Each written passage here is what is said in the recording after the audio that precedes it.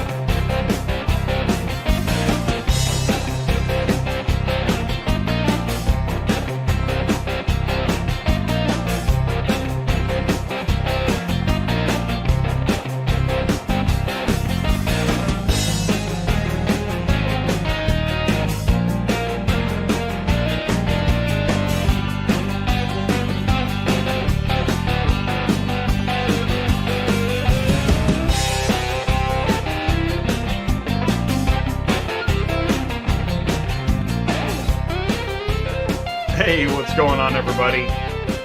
Welcome back to Auto Transport Intel on Tuesday nights live on the Car Shipping Business Channel. Thank you all so much for taking the time to join me tonight.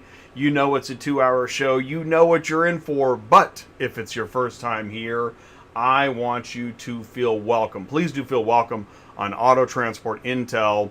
We accept all the verticals here on the Car Shipping Business Channel: OEM, auction, carrier, dealer, broker, dispatcher, insurance, tech company. Please do say hello, share your company information. We're going to go into the live chat here in a few minutes. We're going to say hello. I see a lot of people jumping in. That's awesome. Thank you guys so much. Let us know what's going on. Let us know what's going on with you. What are you looking for? What do you need? What good news do you have? What would you like to say? By the way, mic check 1, 2, 3.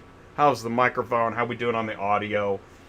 I don't want to blast you out of the studio. And then at the quarter hour, we're going to go into industry news. Industry news is national news, social media news, front of the store, back of the store, what's being talked about.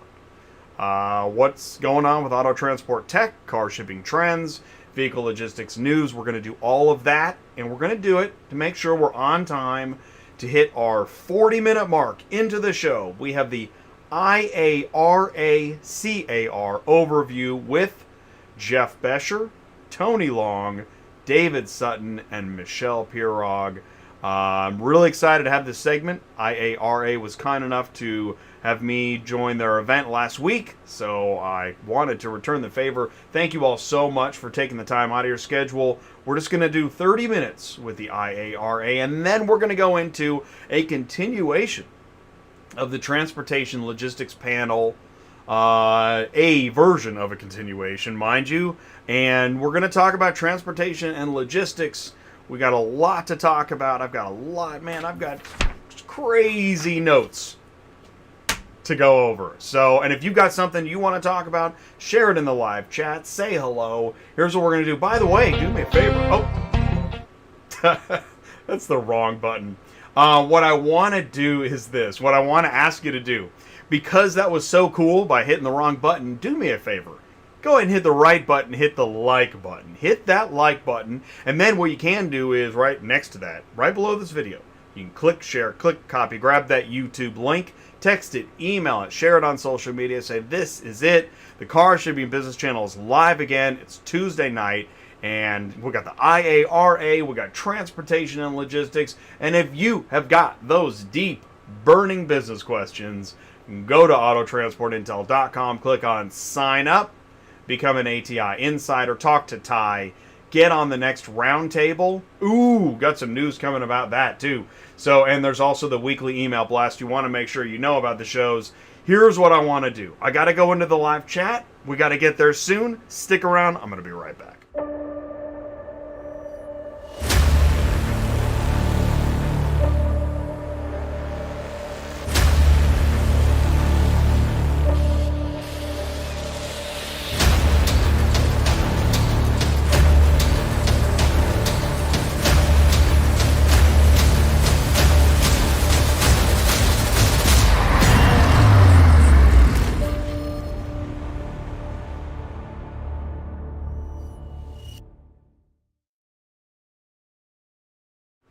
Exciting, right? Exactly. That's Holly, United Road. They were on the show last Tuesday night. It was an amazing discussion and interview, and the awards portion. If you missed the United Road show last week, go check it out.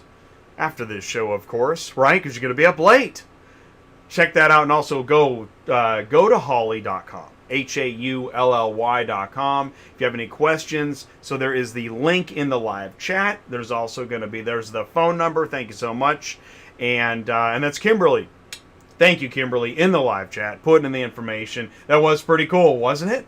It was pretty cool. I like that. And hopefully you got the audio right, because it's like that theater blast. It's awesome. All right, guys, here it's time to go into the live chat. Man, we're already a few minutes late. This is going to be a tight show. Cars on the Move is in here first. This is where I get my Car Should Be Business intel. What's up, Ty? Car Hauler Life says nice improvements. I'll watch when I get back from a food run. Sounds pretty good. Dave Sutton, looking forward to a good show. Dave's going to be on the show tonight. Thank you so much, Dave. And as Kimberly says, welcome to Tuesday Nights Live. I'm Jay, your host. Please do say hello, ask your questions, share your company information. Thank you so much, Kimberly. Carlos Braxton, ACB Logistics is in the house. What's up, ACB? Fritz Duval says hello, Jay. What's up, Fritz Duval? Thanks for saying hello, guys. And this is, you know when you're part of the core. I appreciate it. Thank you so much. Speaking of the core, John Garofalo, Finest Towing and Recovery is here. What's going on? Reese is part of the core. What's up, Reese? Thanks for all the information. Thank you so much. Paul Machine Black Book already saying hello. What's up, Paul?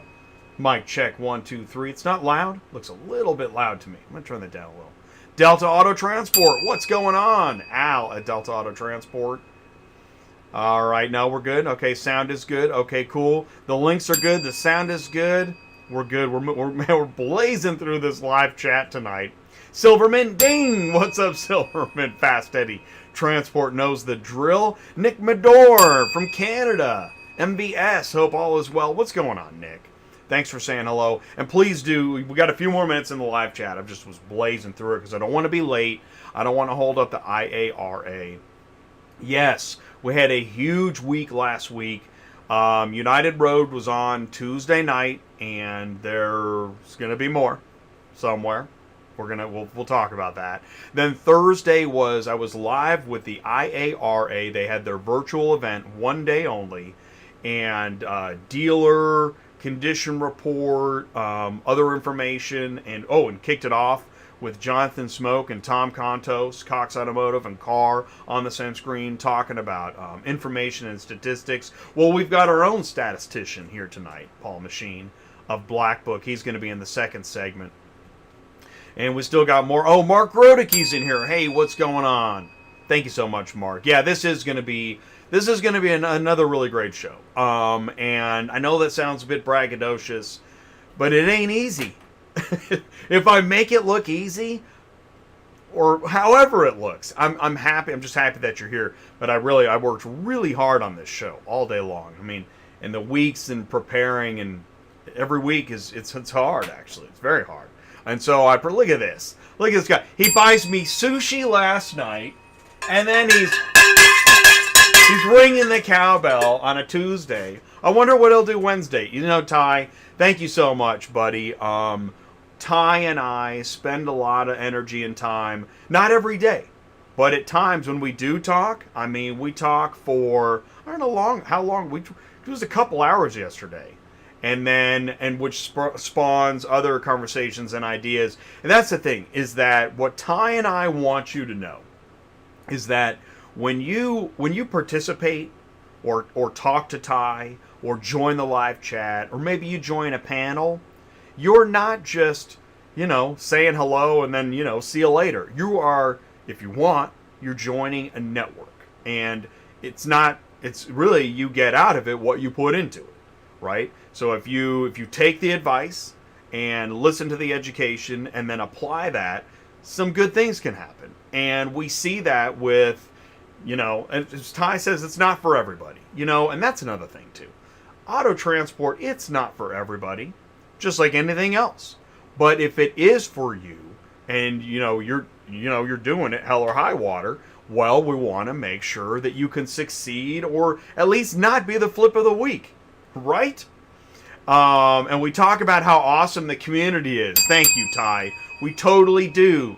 And the core. And you know what? What's so true about that, Ty, is that before every show, I kind of, in my final preparations, I think about the ATI core. I mean, that's what this is. We have the core.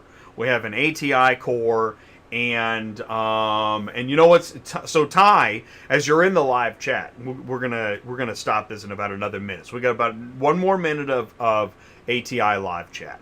So please do put something in the live chat if you got something to say, if you got a question to ask, you got somebody you want to meet. That's one of the things I want to say, Ty. What we're seeing is kind of this ripple of content around auto transport intel, and that's awesome, man. That is awesome, because the best way to use social media is to use social media. Like, do something with it. And in fact, this live chat, if you haven't participated in social media in a meaningful way today, do it right now. Just go ahead, stand up right now. It's like a revival. Just stand up right now and walk down the aisle, walk up to the microphone, and say, you know what, I just wanted to say, I hope everybody has a great day, and I hate the fuel prices, whatever it is. Just feel free to do it. There we go. We got John Garofalo walking up to the microphone. And I don't know what I'm going to say from moment to moment, but I'm here with you. We're live. We're alive. Auto transport is alive. Thank you so much, John. By the way, keep us posted. John, Finest Towing and Recovery, runs a great operation. He's in New Jersey, and it's John and Luann, but it looks like he's going to be moving to Florida, so keep us posted on how that's going. Hey, be your own snowbird, I say. So do this. Stick around, and after this, we're going to go into industry news. You're not going to want to miss it. SuperFlo Systems is excited to introduce DispatchCenter.com, a full-service load board for brokers, shippers, carriers, and drivers, featuring integrations with Truckify mobile app and iTruckPay. Use Route Scout technology to build your routes. Maximize truck capacity. Stay loaded at the highest available revenue with the least amount of driving miles. Tell us your lanes. Loadification will alert you to new loads posting in your route. Views instant load notifications sent with Book Now features. Search and book loads directly through the Truckify mobile app. Brokers and shippers, post your loads to Dispatch Center. Give authorized carriers the opportunity to instantly book your loads. Dispatch Center powers the Truckify mobile app, allowing instant load assignment to the driver. Truckify will send inspection reports, geo-located pickup and delivery photos, BOLs, and invoices back to the broker. Brokers, shippers, carriers, and drivers, Dispatch Center, and Truckify have what you need to be more profitable every day. That is Dispatch Center by SuperFlo Systems. You want to go to dispatchcenter.com, go to superflowsystems.com. What's the difference, Jay? Go to Dispatch Center if you're looking for a load board that'll work with you, right? And if you got a suggestion, Mark wants to hear from you. Check it out. He's right there. He's ringing the cowbell.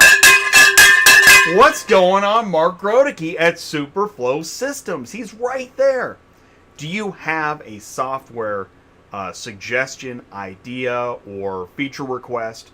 Mark is in the live chat. Go to dispatchcenter.com. Go to superflowsystems.com. Either one. There's the email address right there in the live chat.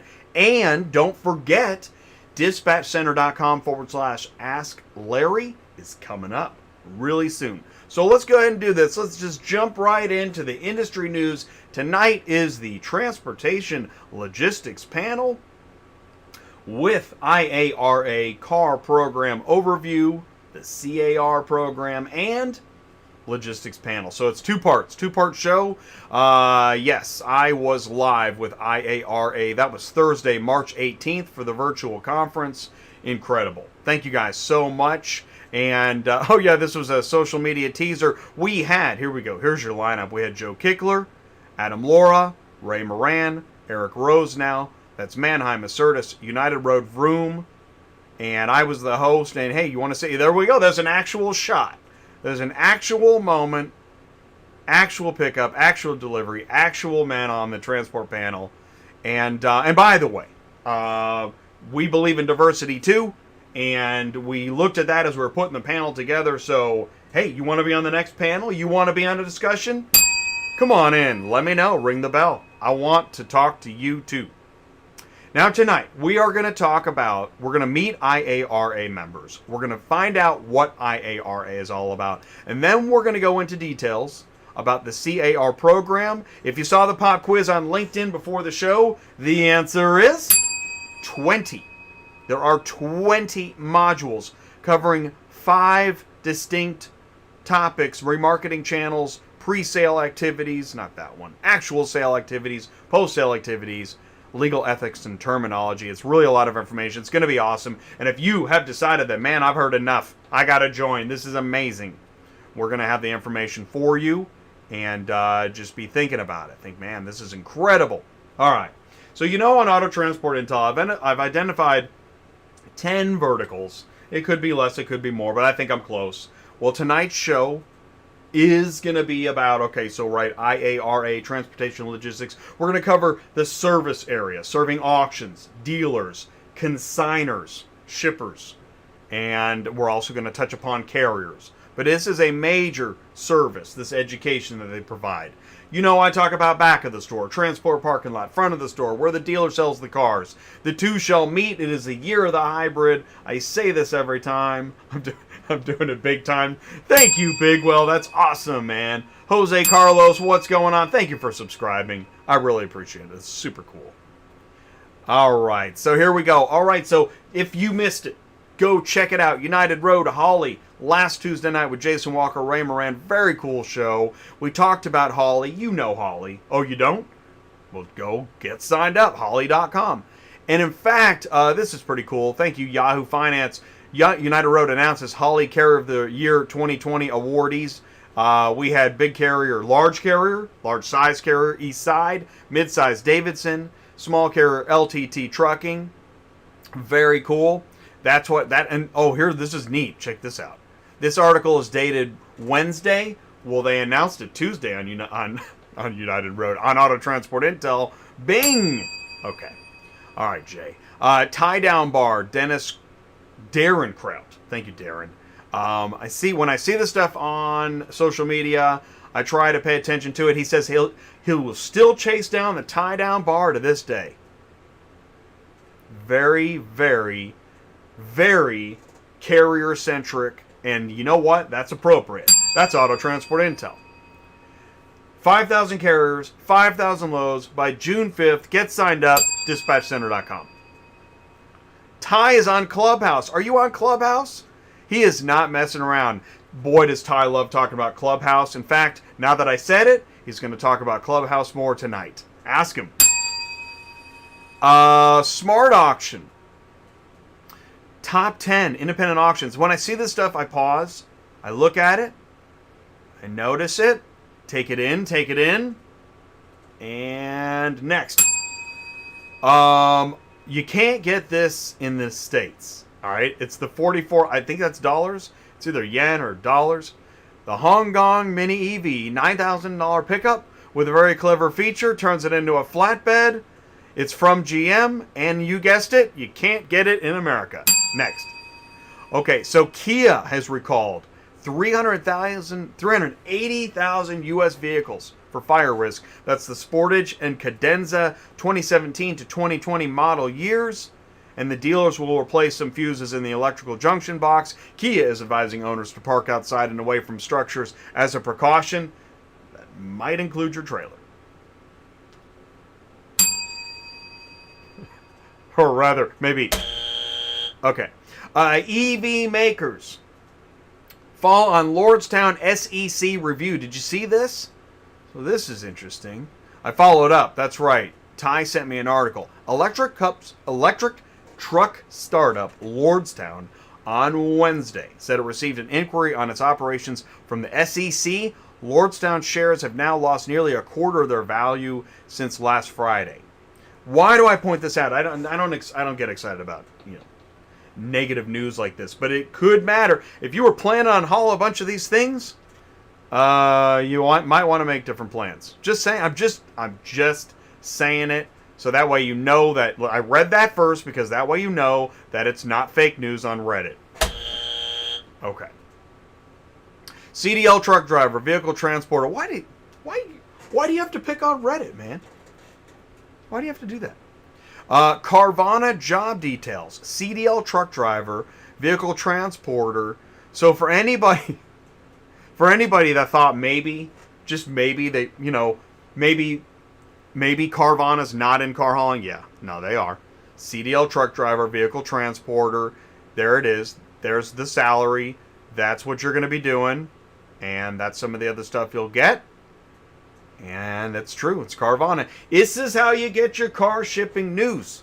You watch Auto Transport Intel every Tuesday night on Auto Transport Intel on YouTube. And not only do you get your news, are you a car shipping guru?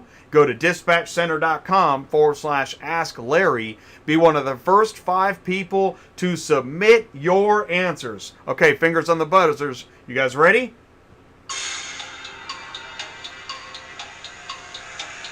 What is the steepest public street in America? By the way, how's the audio on that? I know that last week I think I blew United Road out of their chairs with that stuff. So hold your applause to the end. Thank you very much. Okay, ready? Fingers on the buzzers. Where's my butt? What is the most appropriate carrier pay amount to transport a 1970 Gremlin from Williamsburg, Virginia to Livonia, Michigan? There it is. It's right there in the live chat. Go to Dispatch. You just click on the link. You don't even have to type anything. Just click on that link, submit your answers, and win. Oh, the audio's good. All right, cool. Thank you so much. Thank you, Kimberly. Perfect. You guys ready? Did you get that one? Okay. Got to be quick. And by the way, don't be messing around. Larry knows the answer. Larry does know the answer. That's the price that will get it moved. All right? That's the price that'll get it moved. So we're driving down the center lane on this thing. All right, here we go. Ready? Waffle House has over 2,100 locations. What state is home to most of these locations? That is funny, Larry. That is a good one, Larry. Wow. Is it Alabama, Texas, Michigan, or Georgia? Ooh, personally? Well, all right, I got a guess in my mind. By the way, I don't know the answers. I didn't look at the answers ahead of time. And we will reveal the answers on Thursday on Dispatching Live. That's a noon show. Man, oh gosh, Dispatching Live. We didn't do a show last week because I was on the IARA. There's so much to cover. It's unreal. Okay, here we go. Ready? Next. What is the most appropriate carrier pay amount to transport a 2006 Subaru Baja that does not run? It's an in-op from St. Mary's, Ohio to Louisville, Kentucky. Unbelievable. Well, so put in your guesses, and I think we have one more. Here we go. You guys ready? A vehicle is considered inoperable in all of the following situations except it doesn't run, it doesn't brake, it doesn't remote start, and it doesn't roll. Don't forget to go to dispatchcenter.com/Ask Larry.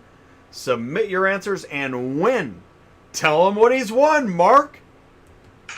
Okay. I absolutely love that segment. Thank you so much. Okay, cool. Let's go on to let's get back to some news. Don't forget to go to sign up. Go to autotransportintel.com. Click on sign up. Become an ATI insider. And don't forget, get your punch. Get some punch. I don't know. Here's Ty. Hey, it's Ty, transport guy, hanging out in the transport parking lot always. If you want to learn to grow your business, I think you should probably go to ATI Insider, sign up for free. Don't give anybody any money. And with that, you get, I think you get a 20-minute phone call, which usually turns into a little longer than that. You get to join the roundtable, which is once a month. And at the roundtable, what we do is we get pretty detailed about how to build your business, how to connect with dealers, how to connect with auctions, how to build a lane. If you're new, if you saw a YouTube video and says, I can make $1 million in a week and I want to get into car hauling, Ty, and maybe you own a Stinger, maybe you own a little rollback. Man, how do I figure this out? Should I buy this? Should I buy that? What do I need? How do I do it? You get to make relationships with other carriers. It's kind of not a one-size-fits-all. Let's hear a little bit about you. Go to the ATI Insider. Get signed up. I can help you. I really can. Okay, we got to get moving. So here we go. Let's do some more news. Part 2 of the news. Here we go. Broberg replaces Billiter as CEO at Acertus. If you've heard this, Trent Broberg is taking over as CEO of the vehicle logistics provider Acertus. Now, Billiter co-founded the company with Scott Naz in 2010 when the company was called Metrogistics.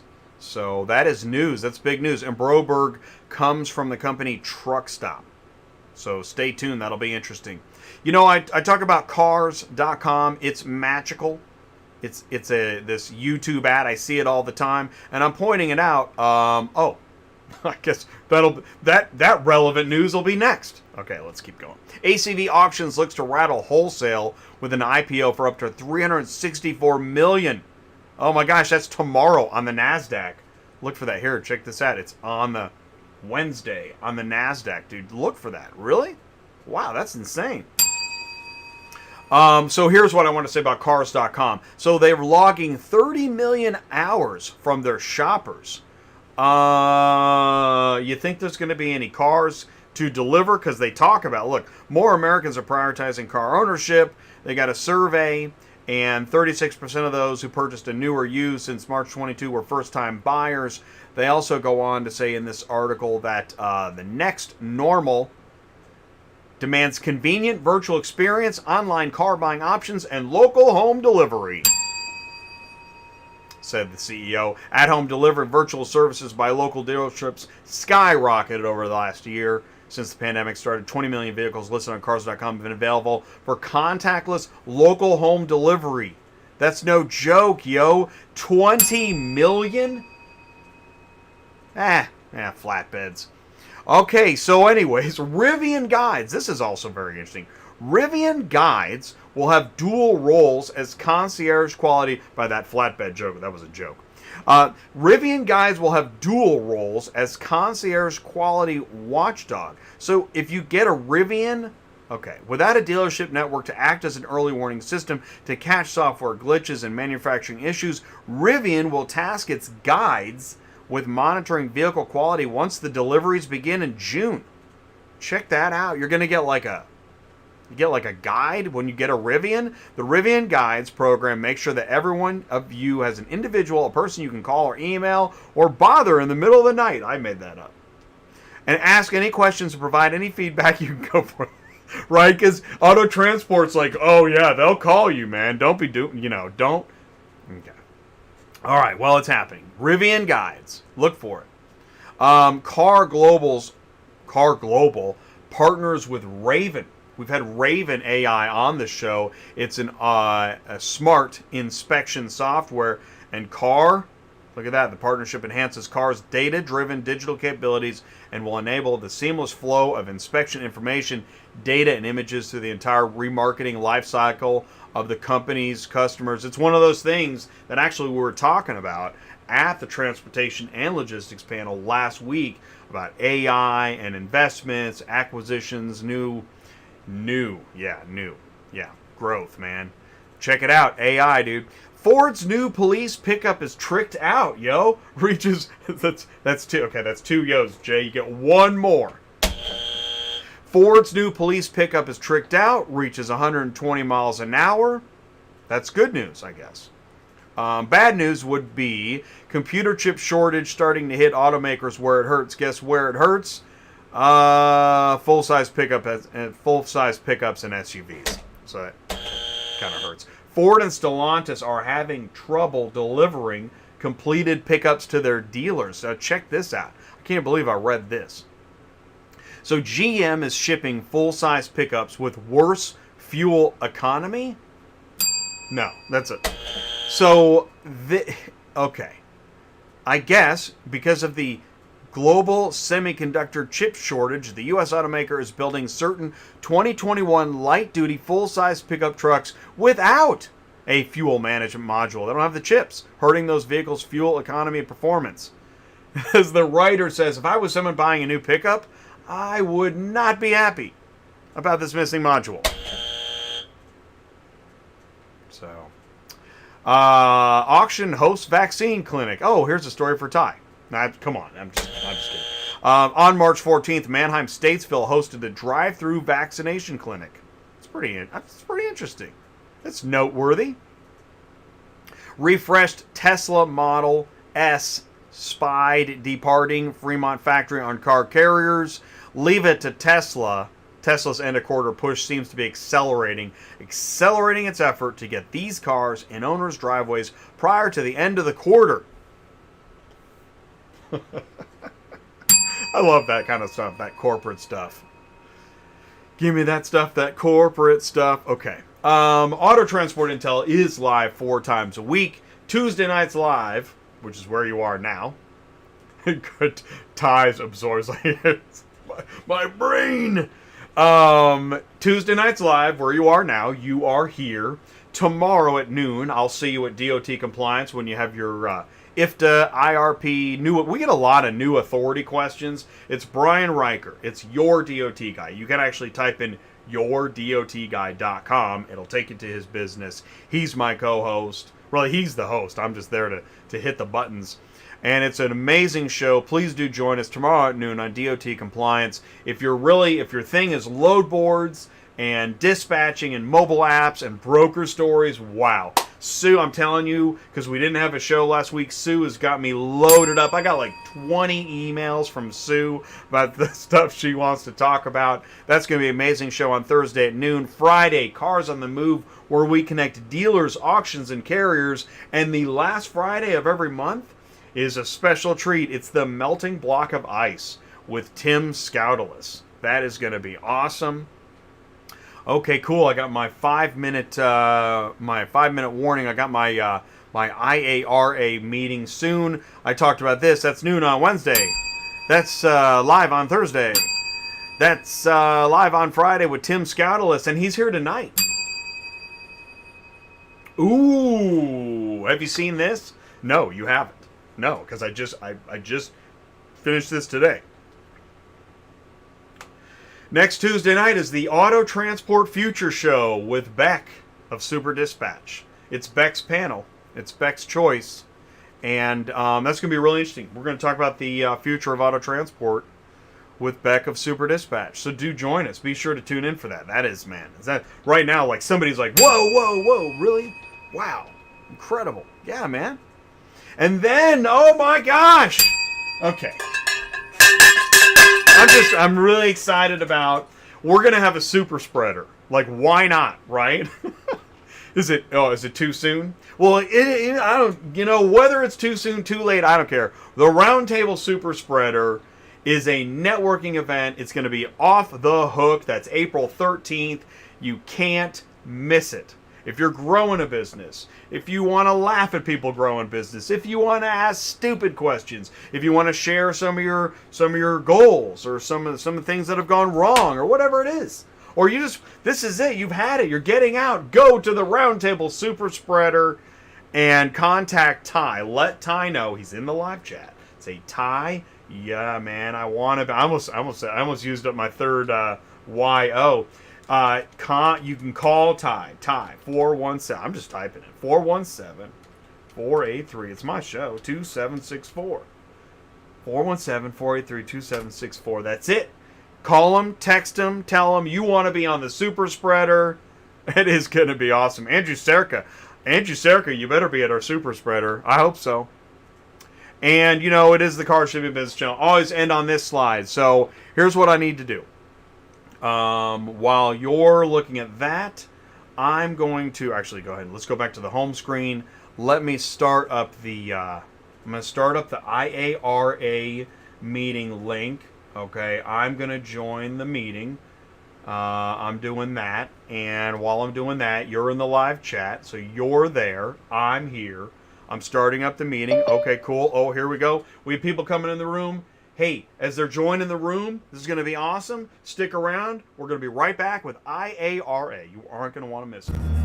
Are you completely stressed out from all the calls and the contracts and the verification of loads when nobody answers the phone? Call Murphy Auto Dispatch Services today. Murphy Auto Dispatch Services has over 15 years of experience in the transport industry. We are your office while you are on the road. We book, we verify, and we bill out your loads for you. We have an excellent accounting staff and an even better dispatch team. Give us a call today at 417-273-0021. Or if you want to email me, it's murphyautotransport31@yahoo.com. Give us a call today.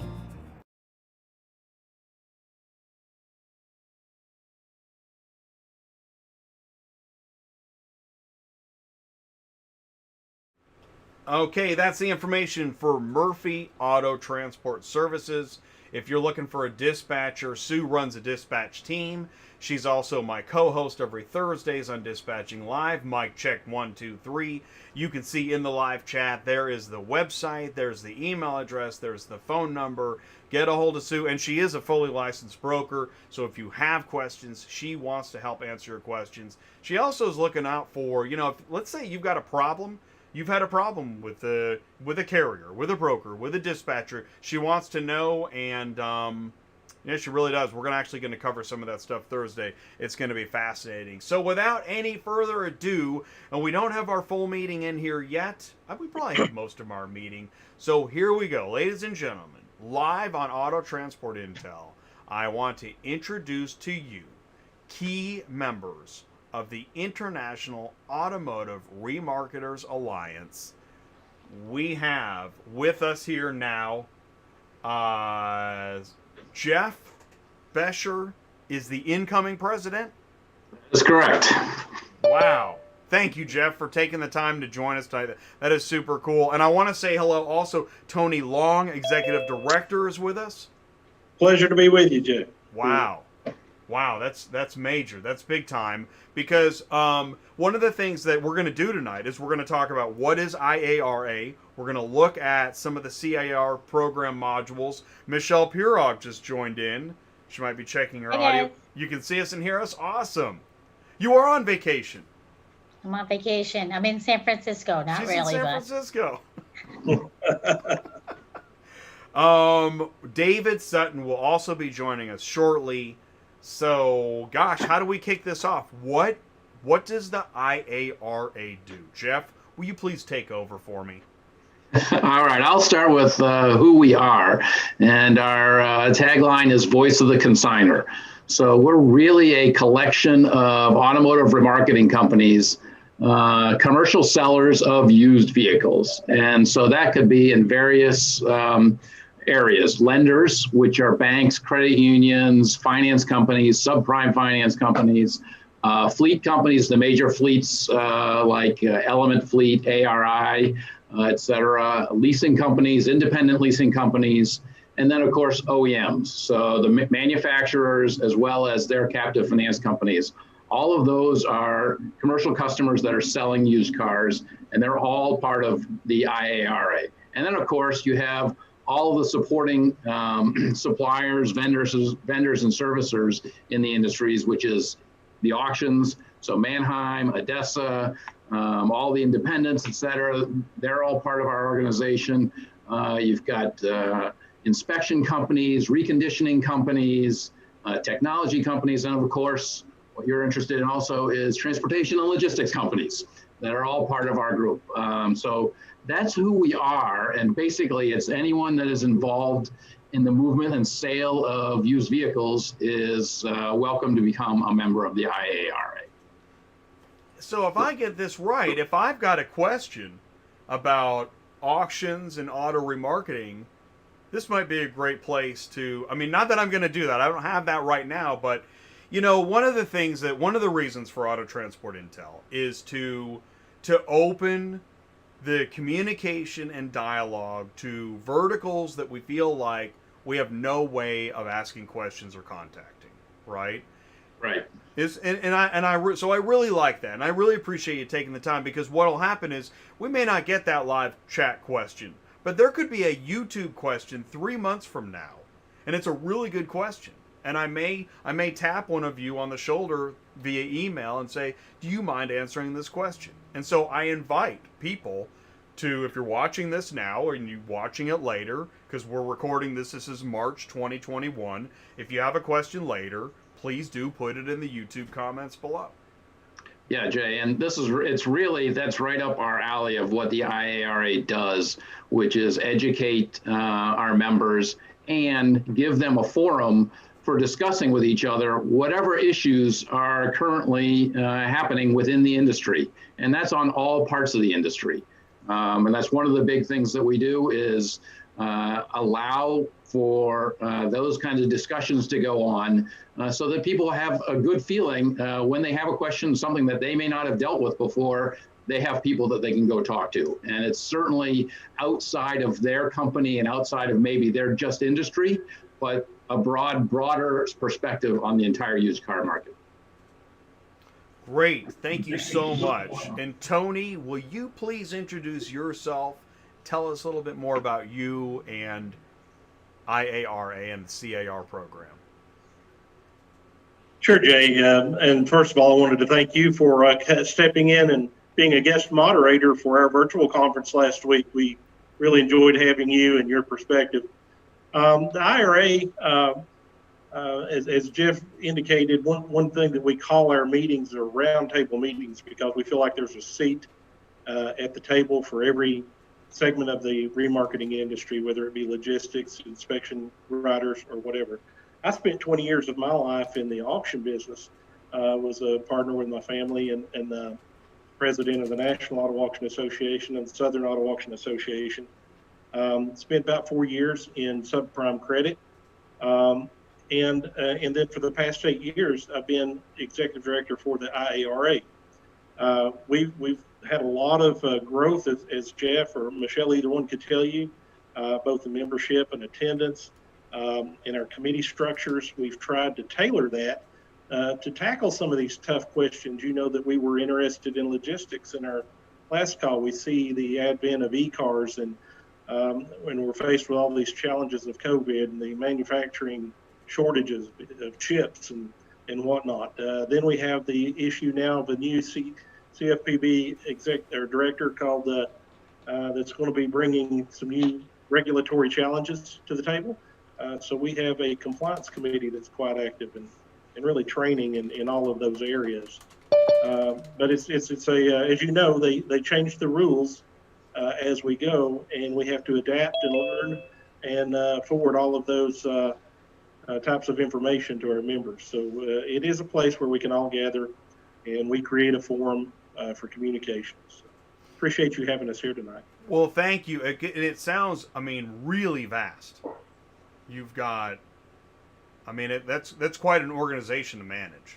Actually, it sounds unmanageable. Well, if you look at these characters, you know that's true. We just had one of them pop in, Dave Sutton. Dave's one of the old pioneers. I stress the word old. Thank you, Tony.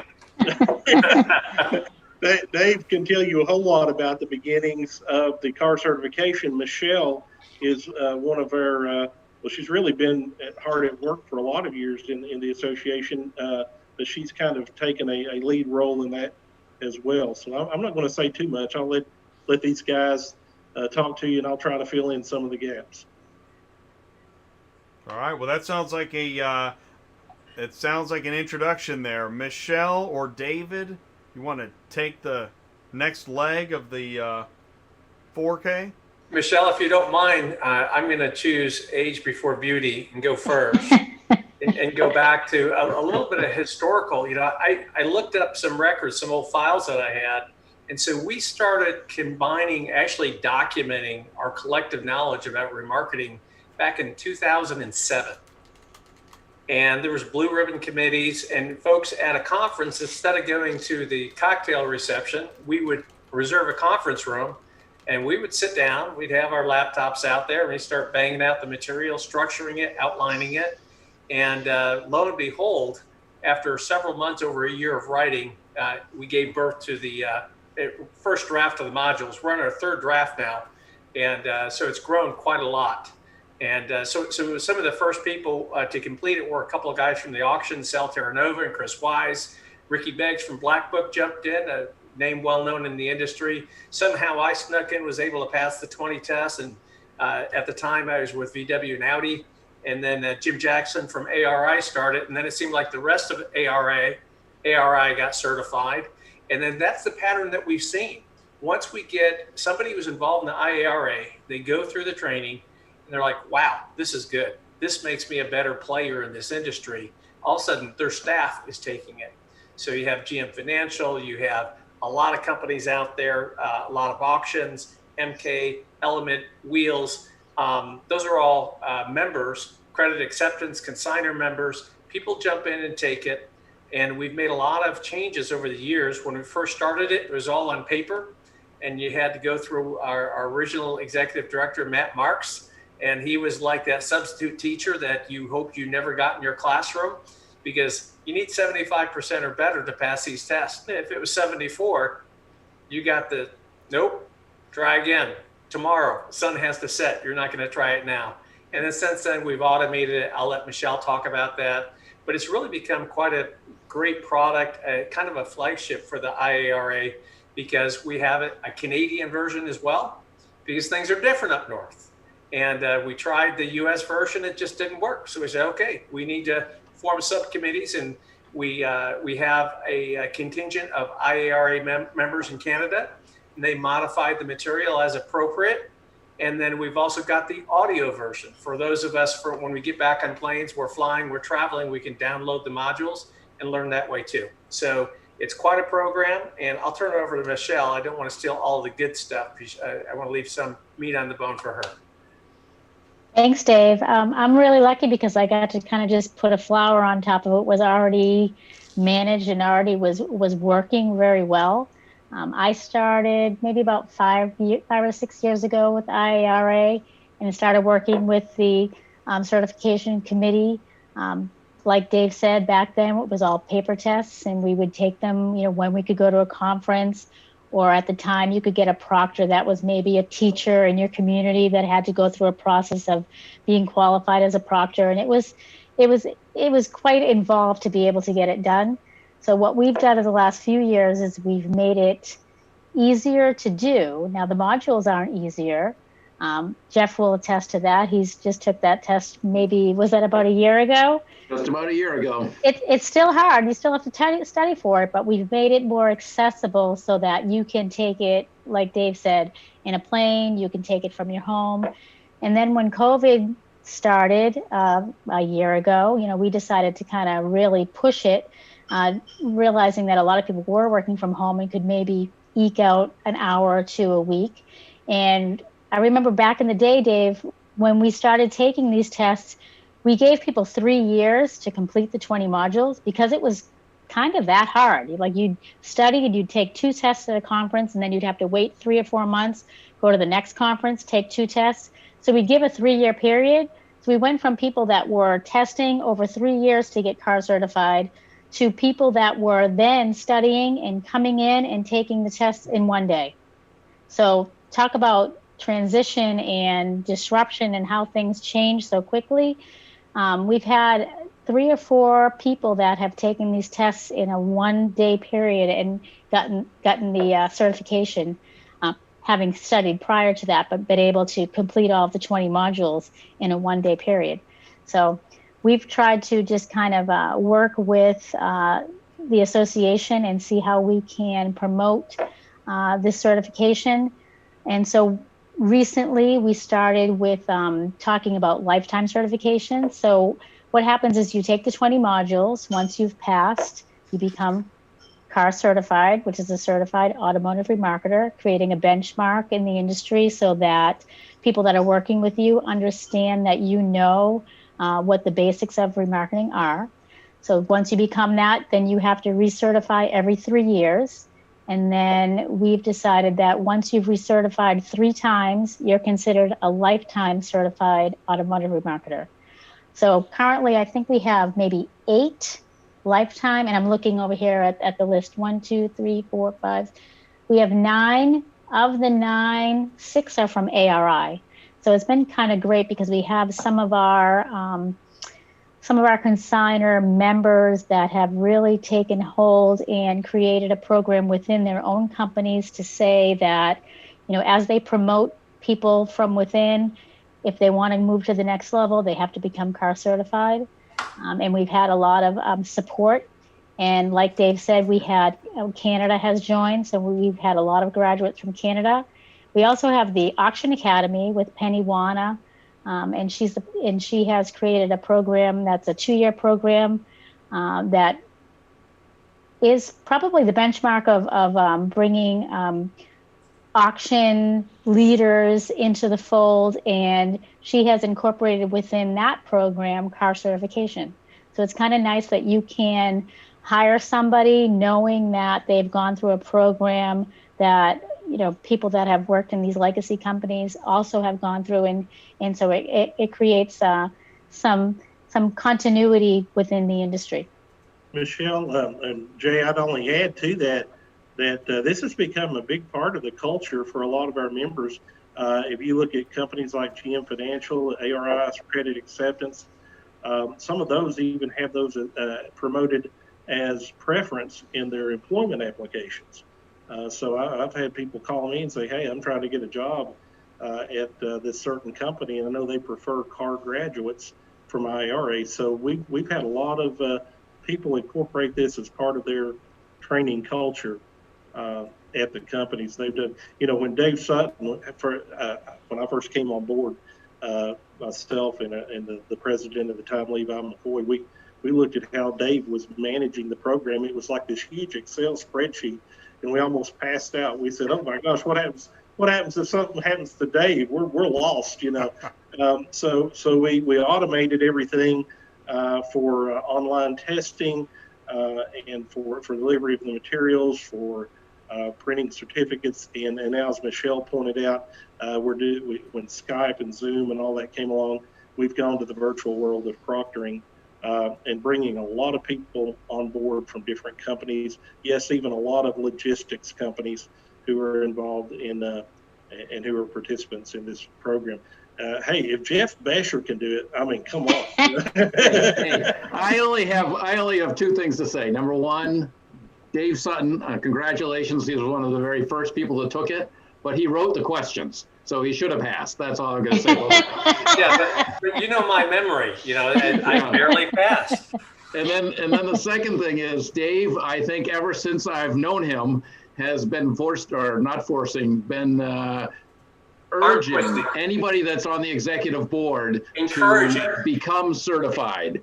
And most of us, like me, 30 plus years in the industry, why would I want to take a 20 module course and become certified? But it really opens your eyes to how many different things people have to be involved in with the remarketing industry. Just all the different legal factors and repossessions and auction activities, etc. People just don't realize how many things that are involved. So both Dave and Tony were really pushing, get the executive board members to take it. So I took it, Paul Seeger, our current president, took it, and Tim Mita, the past president, all took it. So it was a way to push us. That's what really got my attention about when I started to look at it. I thought, well, I want to do this too. You should. Well, I probably should. And that's the thing is that here's what I want to do. I want to bring up the screen, right? Because now pressure's on, Jay. You just said. All right, so we go to, I want to show folks how to do this in case they don't know. And then we're going to go into why. So you go to IARA.biz. Okay, right? I've been all over this site because I was on the panel last week. Then I'm going to click on Become CAR Certified over on the left side, right? And here I am. I'm at the kind of I'm getting oriented here. This is the CAR program overview, and now what's happening? What's happening now? You're seeing the breakdown of the categories for each of the 20 modules. There's either 4 or 5, sometimes 6 in each category. But I'll let Dave or Michele take that. Sure. So this is the guts of it. We've been talking about the modules and the training. This is what it is. And so when you look at it, the first section, scroll down a little bit if you could. The first section is on remarketing channels. So a lot of people don't know it, but you look at different consignors. Sometimes they're going to sell the car to perhaps the fleet lease driver, who that's their assigned car, or the driver company, or you can sell it to the employees of that company. And so selling to a lessee, driver, or employee, there's all these considerations about how you do that, how you do it, what are best practices, etc. It walks through all those pieces where pretty much if you understand this, I don't know that you could do it by yourself, but if you have people that work for you that are going to be doing this type of role, you don't have to write your own training. Have them do this training and then tweak it a little bit. Say this is exactly how we do it at Pierog Leasing. But the next section is selling to consignors and wholesalers. There's another section on online auctions. What are they? How do they work? How do you optimize them? And then physical auctions. And so that's all the pre-sale activities that are involved. And then you get into that's the remarketing channels. Then you get into the pre-sale activities. These are all the things that happen. If you talk to a car buyer who shows up at an auction, he's showing up, the cake's been baked, it's been cooled, it's been frosted, the candle's put on, and everything's in front of it. But there's a lot of stuff that goes on beforehand. And then so we cover all the pre-sale activities, then the actual sale day activities, post-sale activities, legal and ethical considerations that come into play in this part of the industry. And interestingly, when we talked previously, one of the areas in a current role that I'm in with a auto carrier is I realized even though I'm a certified automotive remarketer, I've got 30 years automotive experience, with GM, VW, Audi, Carfax, and now with Montway.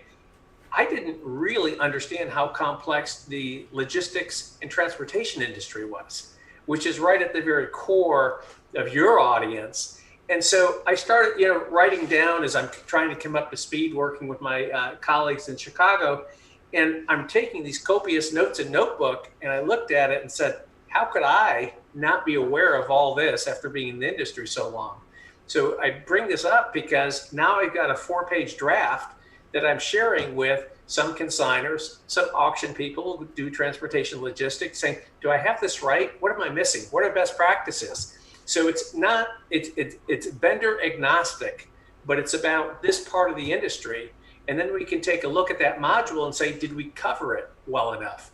And if we didn't, we can add it to that module. And who knows, maybe if this is really complex, really interesting, really meaty, maybe this is module 21. So even though we have the Certified Automotive Remarketer program, it's a living and breathing document training culture within auto remarketing, where the IARA just wants to get better every year. And that's what attracted me to it when I joined 15 years ago plus. And that's why it's so easy to get people to join the IARA. There's so much that you can gain from it. I thought that the distinction inside the modules and then the paragraphs, and I thought it was really thought provoking. Well, I look forward to your graduation day, and then you might be able to wear one of these. I can't wait to watch your show when you're wearing a Certified Automotive Remarketer. It's awesome. And you get free cocktails at conferences if you have one of these. So well, there you That is true. That is true. Right. And I think we should take a step back and talk about membership and why that's so important, and how, you know, transporters and logistics professionals can benefit from becoming a member. Agreed. Not only just from all the networking and everything that the IARA presents for those professionals, but also, you know, just because of the discounts that you get to become CAR certified or to go to the virtual conferences. And right now there's actually a special going on for membership. So maybe Jeff or Tony can talk about that and the benefits for being a member. And before we do that, I want to say this, because I love that. Good question. Fast Eddie Transport asks, this accreditation is recognized by whom? Please. It's recognized within the auto remarketing industry. We looked before at affiliation with different universities, and we just felt like, man, that's really not where this belongs. The auto remarketing industry is one of the hidden gems of the automotive marketplace. If you get involved with the IARA, you will know all the key people. And so, you know, as we looked at certification, we did have affiliation with the university. We thought, is it worth it to go through all that? And it was going to be a whole new set of hurdles, and we didn't feel like we really needed that. But if you are working in automotive remarketing or adjacent to it, people will know what it is, and it gives you instant credibility that you've invested in. Jay, I'd have to add to that bank, you know, a lot of people like Bank of America, GM Financial, various ARI, we've already named most of the lead fleet companies. Jeff and Dave both have worked for just about, you know, some of the more major industries logos that we all know and love. But this is a 501c6 trade association, and just like any number of 501c6s, you know, we are the home of the experts in this particular field. So there's no better source of information, no better source of data to draw from than what you get with this group. We have a number of OEMs, fleet companies, banks, other financial institutions, and of course the service providers, including the auctions and the transportation people. So we were able to draw a consensus back in the day when Dave and these guys were putting it together, that it's not completely exhaustive, but we have covered a good 30,000 foot view of everything that's pertinent to the remarketing industry. I want to ask two questions, and I just want an answer to one of them. The two questions are there many transportation professionals that are CAR program certified? Or what do you think would happen if you've got a small transportation business and somebody in the office says, you know what, I'm not driving, I'm going to get CAR certified, and look what that's going to do to our business? What do you think would happen? I think once they got CAR certified, they're a member of the fraternity. All of a sudden, they have 250 other people who have that same recognition. I know with my current company, we're encouraging it just because it's not just the networking. Networking is awesome, but imagine this. You come from another country, you've never seen American football before, and they plug you into your position. They tell you exactly what you need to do to play that position, but you don't know what your teammates are doing. You don't know what the opponent's doing. you don't know all the game situations, etc. So by going through the Certified Automotive Remarketer program, you have a very broad base of understanding the entire system, and you can play your role better. And I will tell you this, having managed auction operations for VW and Audi back in the day, had I known then what I know now about transportation, I could have saved VW and Audi a ton of money, gotten better performance, and been a much better manager of the transportation logistics. But I didn't know what I didn't know. So it's a tremendous opportunity to become a professional and a better player in the system. And I would concur on everything that you just said, and also add that as a consignor that is selling cars and moving cars to auctions, et cetera, and I get a lot of requests for use us as a transporter, and I would certainly be much more inclined to talk to somebody that was part of IARA or had done car certification because I knew that they were part of the business, and that networking within really means a lot. And that's a great point. And it's not so much. I like how we're kind of diving into the why. Yeah. For some folks, okay, well, I don't need to be a part of the club. I get that. It's not about being part of the club as much as knowing what's going on when you get to those other aspects, like the auction. I've been to an auction with Ty, and Ty was like, okay, well, that's this and that's this. If I was car certified, I'd be like, hey, Ty, come here, let's go. We're going to go this way. We're going to start here. We're going to talk to this. I know what that guy's doing. I know what he's doing. And pretty soon, you know what? Hey, can I move your cars for you? We're out in the parking lot, and everybody's like, yeah, you know everything. You've got to move my cars. I'm assuming there's a version of that would take place with this level of education.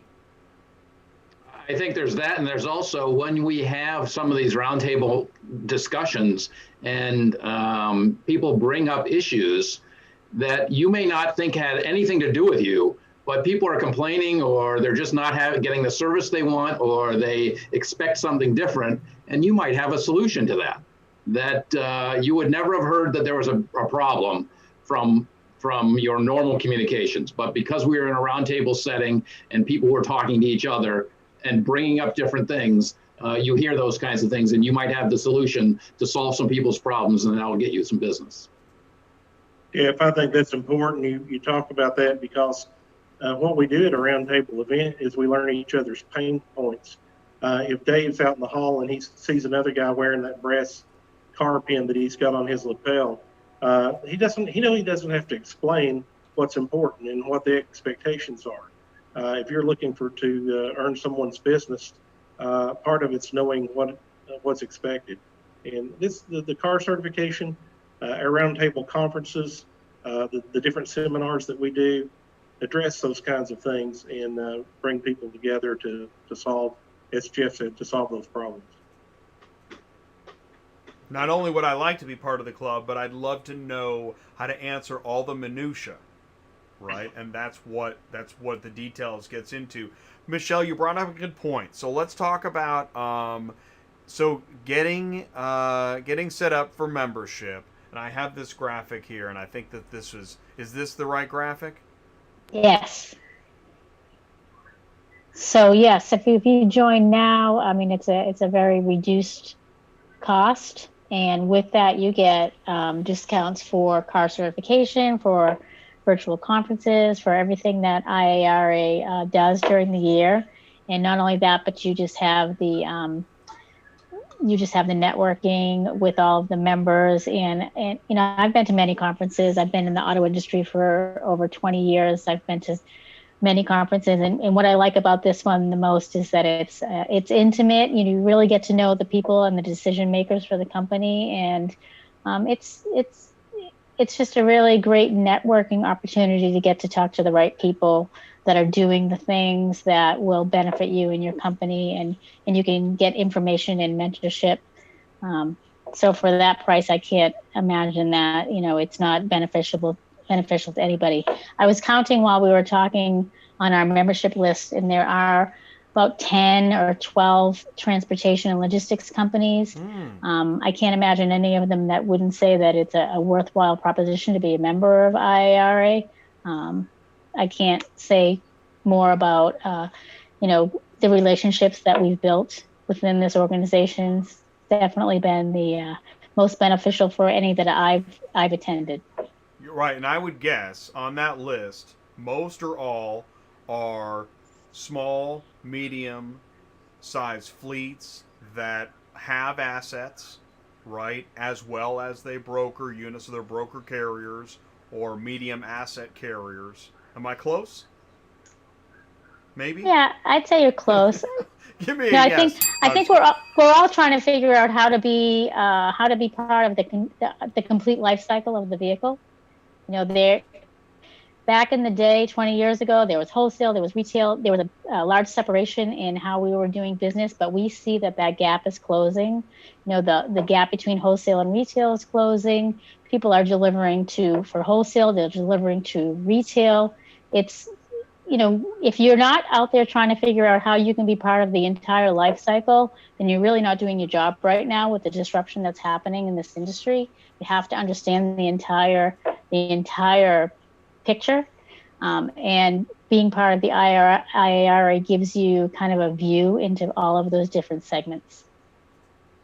You said that very well. And that's saying I'm not here to sell memberships. I'm here to help bring light to something that might help you get ahead. So there could be that one person that I'm speaking to right now. But it's amazing. There's so much information here. Yeah, I think that's true. We have obviously COVID forced us into a lot of virtual communication, and so it's brought us up to speed at spreading that information more quickly. I think technology and these types of associations, not just IRA, but there's good sister associations that we collaborate with. We do a lot of partnering with other associations to get where we are. But it levels the playing field, I think, when you participate in these associations and when you take advantage of the technologies that are out there and the information. As good as our virtual experience has been, before I get off, I want to make sure and put in a plug for our summer roundtable in San Antonio, August 24th through the 26th, because everybody's getting their shots. Everybody's anxious to get back face-to-face, and so we want to welcome everybody to visit IARA.biz. That's IARA.biz, and you can find out more information about these certifications and other activities that we're involved in. Something there surely will be of interest to everyone who hears this. Right, there in San Antonio, August 24th through 26th, right? And I would just echo what Michele said about it being an intimate conference. We're talking about an industry that sells billions of dollars worth of cars every year, but really, it's between 200 and 300 individuals that are showing up. Dave's a perfect example when he worked for VW Audi. I mean, he was the guy. He was the guy that we went to for VW Audi, what was going on in the remarketing. And if you think of how many cars they sell, and to have access to one individual that has an awful lot of influence over what is going on in the entire, life cycle, as she says, of those vehicles, that's pretty powerful. As I was putting the show together, I wrote down that auto remarketing is a major reason why auto transport happens. And yet, what's auto remarketing? Right? There should be no need to guess. Yeah. Right. It's interesting. Well, our time is up. That went really fast. I had a feeling it would. And while I have you here, thank you so much for inviting me to moderate the Transportation and Logistics panel last Thursday. Thank you. You did a great job. Yeah, you did a great job, and that's an issue that's really coming up for a lot of the consignors about how, what's going on with moving cars, and can we get it done, and how are we going to get it done to make sure everybody is happy with what's going on there. It's a big issue. We just completed a survey of that particular session, and the logistics along with e-cars were two of the more fascinating results that we got from that survey. So there's a lot of interest there, and going to be a lot more conversation at our meetings. So we look forward to that, and look forward to having you as a partner in that. Great. Wow. Thank you so much. Yeah, it was really great. Jeff, Tony, David, Michele, thank you so much for taking the time tonight to talk to us. Thanks for having us. Yeah, really. Thank you, Jay. It. Thank you. All right, I'm going to let Jeff, Tony, and Michele go. David's going to stay with us for the second segment. So I'll just wave to him. Thank you. Good to see you guys. You too. Bye, Dave. Okay, and while we transition to the next segment, which in fact it's the transportation logistics panel. See what I did there? I left out the ampersand and changed the name, and it's just a different variation. Really, it's a continuation of Thursday's show. As I said before, I had a lot of notes, and what was really neat for me, and I'll bring Dave in here. What's really neat for me, Dave. Oh wait, I'm gonna talk, but I gotta talk and hit buttons. Oh yeah, see, there we go. And I know, nope, there we go. We got another thing. Okay, so I'm talking, and while I'm talking, I'm inviting Tim. I'm inviting Paul, I'm inviting Ty, and also do me a favor, go ahead and say hello in the live chat. It looks like Candy is here now. Candy is joining us from Jacksport Storage from Jacksonville, Florida. Wow, thank you, Andrew. Thank you very much. I appreciate it. You know what? It was neat because it was pressure, but I do this every Tuesday night, and that's why I put my notes together, and you take a deep breath, and you take a running start, and you go for it. And it was a great discussion panel, but it was, we just didn't have enough time, and I thought, well, you know what? And actually David said this. Dave said, Jay, that could have kept going. And so we're going to kind of keep going. That's what we're going to do. We got Paul coming in the room now. And again, not to take any fire from, really, this is an appreciation of what a great idea that panel was. And so this is an extension, if you will. But it's by no means affiliated, and there's no pressure. And really, it's actually a different group. Paul from Black Book, Paul Machine from Black Book, works in the data world, but works in the automotive data world. Hi, David. Hello, Paul.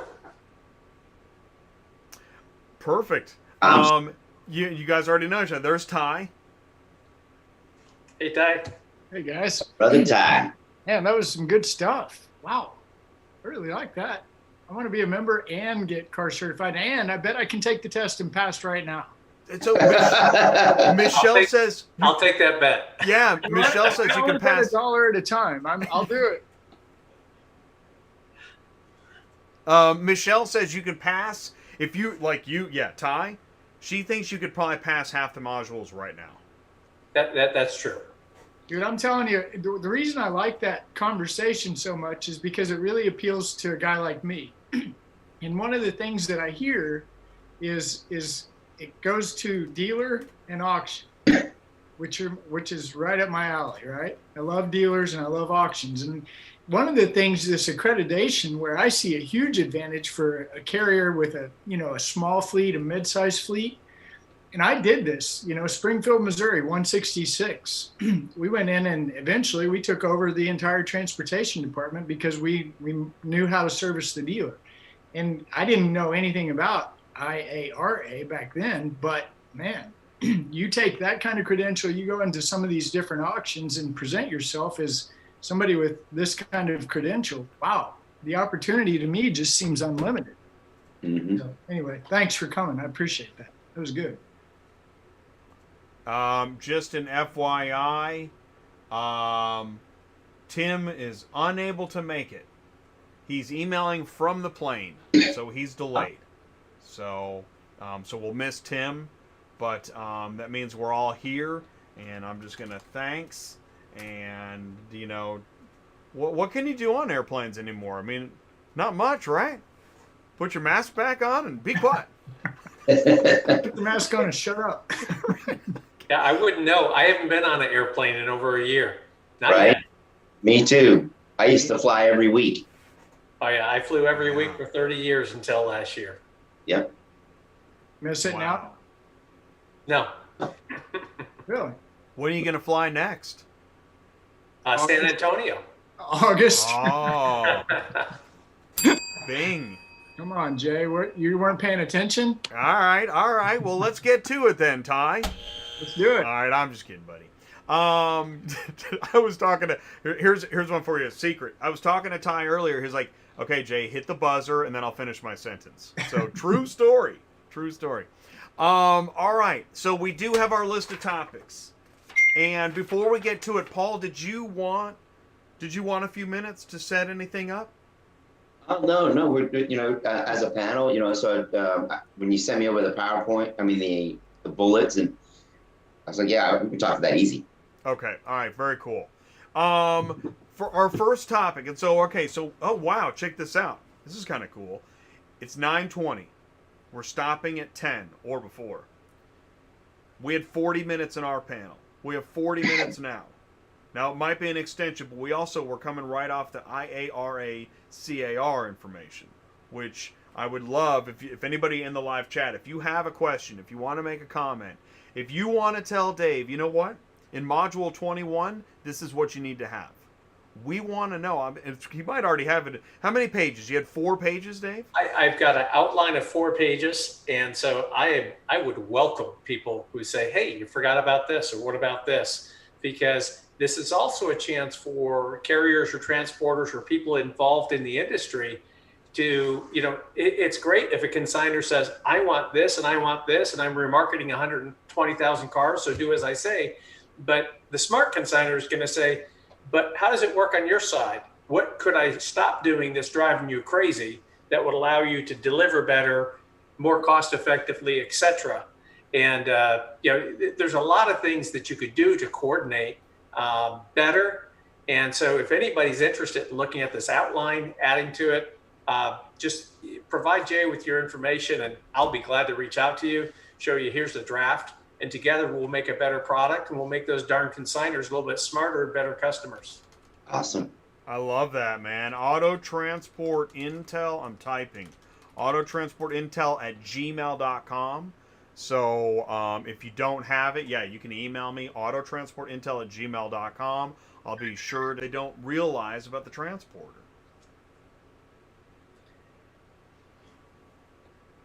I could go on. I could cover the rest of your show about that. I actually... That's good. I want to hear it. Right, me too. I would almost prefer that. Well, it was kind of a blind spot for me. Less than a year ago, I joined Montway, and I've been helping them with business development and some strategic partnerships. And it's great because they want to get involved with companies that I'm like, okay, we'll just call Paul and we'll just have that conversation. But the more I listen in, and as I talk to our dispatchers, our logistics managers, and other people, I'm like intrigued by, wow, I could have saved so much money had I known about these lanes, about which lanes are more cost effective. Like if I'm choosing between auction A and auction B, I get about the same money. And let's say it's in central New York. So where do I want to send it? Am I going to send it to Boston? Am I going to send it to Mannheim and jump over to Ohio with the car? Had I known more about the shipping lanes, I would have probably redistributed my vehicles quite differently. Right. And I could have done so to take advantage of sale dates, getting the cars in front of buyers quicker. I could have taken advantage of lower transportation costs. I thought I was pretty sophisticated when I looked at, I know seasonal pricing, I know seasonal stuff, but I didn't know squat about seasonal transportation and the different lanes that open up, the ones that get really pricey. And so, we used to ship cars from all over the East Coast down to Orlando for a huge super sale, 1,000, 1,200 cars. Well, I probably would have changed those dates a little bit differently to take better advantage of better shipping rates, because not only would they be better for me, but they'd be better for the dealers who are buying the cars. And they could then afford to pay more for the cars, which make the guys at VW Credit, Audi Financial Services happier. But we didn't time it right. So a lot of the money was being spent and a lot of the time being spent unnecessarily. And that's just one example. But, a lot of the things about picking up cars from a consignor is, especially if it's an institutional consignor, and if you're going into a dealership, a franchise dealership, I pretty much guarantee you, if something's going to go wrong with that pickup or drop off or whatever's going to happen there, that dealer will be on dealer council. That dealer council will call the president of the finance company or the president of the automotive company, and it's going to be a problem. And it's like, oh, geez. So having the same carriers deal with the same dealers and know who to go to and what their process is. Because the other part of it too is the dealer partners, and I love my dealers, always have worked for GM and VW and Audi. They're great people. But sometimes, I know this is going to come a shock to the audience, but sometimes they don't think about what might be easiest for the transporter. I know it's shocking, but it's true. So if Such as, where do I park? Yeah, where do I park? Where are the keys? What do you mean it's not here? It's at your storage lot, or it's over here, or it's over here.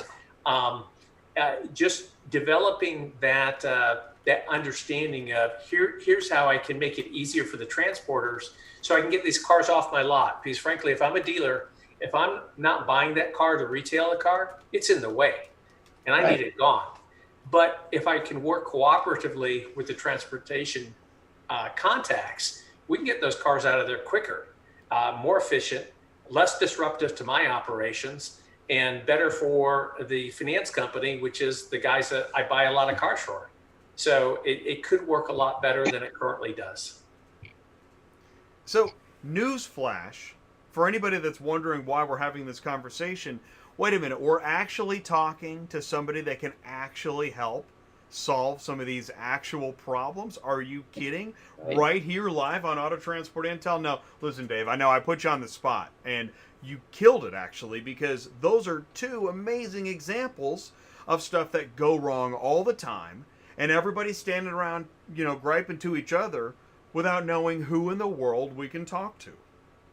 Yeah, really, the audience you need to talk to is, I don't wholesale any cars anymore. When I was at VW Audi, I had an awesome team, absolutely awesome team. We sold at 32 different auctions. We sold $2 billion worth of cars a year, and it was great. I'm not doing that anymore, but the people who are doing that are members of the IARA. And part of our training and education is, I don't think a lot of them are aware of these issues yet. And the only reason I am is because I'm rolling up my sleeves. And I used to think auto remarketing was the coolest, place to be, because I worked for GM. I did different things within GM, not automotive remarketing. Now I got involved with automotive remarketing, a long time ago, 20 years ago. But now I'm getting involved in transportation and logistics. And I realize this is a whole new playground, right? A whole new set of parameters, different players, and talk about an industry where technology is just right there, almost right over it to change things. And everyone's got something slightly different, and it's not common. And these poor transporters, because if you're a third-party logistics company like Montway is, the transporters who are hauling your cars, well, they might be hauling cars for a couple other competitors on that same route, on that same lane. And how are they going to keep track of who they need to notify, what they need to do, and all that other stuff? So there's a lot of opportunity for commonization. But to be honest with you, I don't know how that's going to take place, what's going to force that. But I do know that it would make life easier for the carriers if we could ever get there as an industry. Well said. What I have to do is I'm pressing pause just for a moment. Cover your ears, because I gotta thank Nick Medor. Nick Medor, he's in Canada. His company is MVS. He says this info is awesome. I wish I was in the U.S. Just a few more years until I can get out of Canada, which is pretty funny to me, actually. I've never heard anybody say I'm trying to get out of Canada. But thank you, Nick, so much for ringing the bell, and contributing to Auto Transport Intel, hitting that super chat button, whether it's a super chat or a live chat. I just love to hear from you. And Chris Chamberlain says, knowledge is power, 15 years Mannheim, New Jersey, and AAA certification, 5 years CarMax, over 40 years ASE MasterTech with an L1. Being car certified would be another feather in your cap. This really is awesome. I want to say what you just said about consignor pickup, dealer delivery. Going back before that, when you have all the digital auctions now, I said that pretty funny. All these darn digital auctions. Okay, so there's obviously we know that digital auctions, they already existed, but now it seems like it's just gone crazy. Genie's out of the bottle, and there's onesies and twosies going everywhere. With some of the education you're talking about, Dave, you could probably help a few folks understand better what they're getting themselves into. Yes, you might have the convenience of the digital auction nationwide, but you've got a new set of problems to consider. That's right. Yeah. How many times does a carrier just go and pick up a full load and take it to one place and unload all the cars in the used car part of the business? What's happened with the digital auctions is, dealers don't buy cars by the truckload anymore. They'd love to, but the prices don't allow for that, and it's such a fragmented marketplace to buy from. And so you can buy from those. You work through that, and that's all going to settle itself out. And there's new websites and new locations to buy them. But guess what? The car still needs to be moved. And guess what? The car isn't sitting at a safe auction lot. It's sitting somewhere where it's in the way.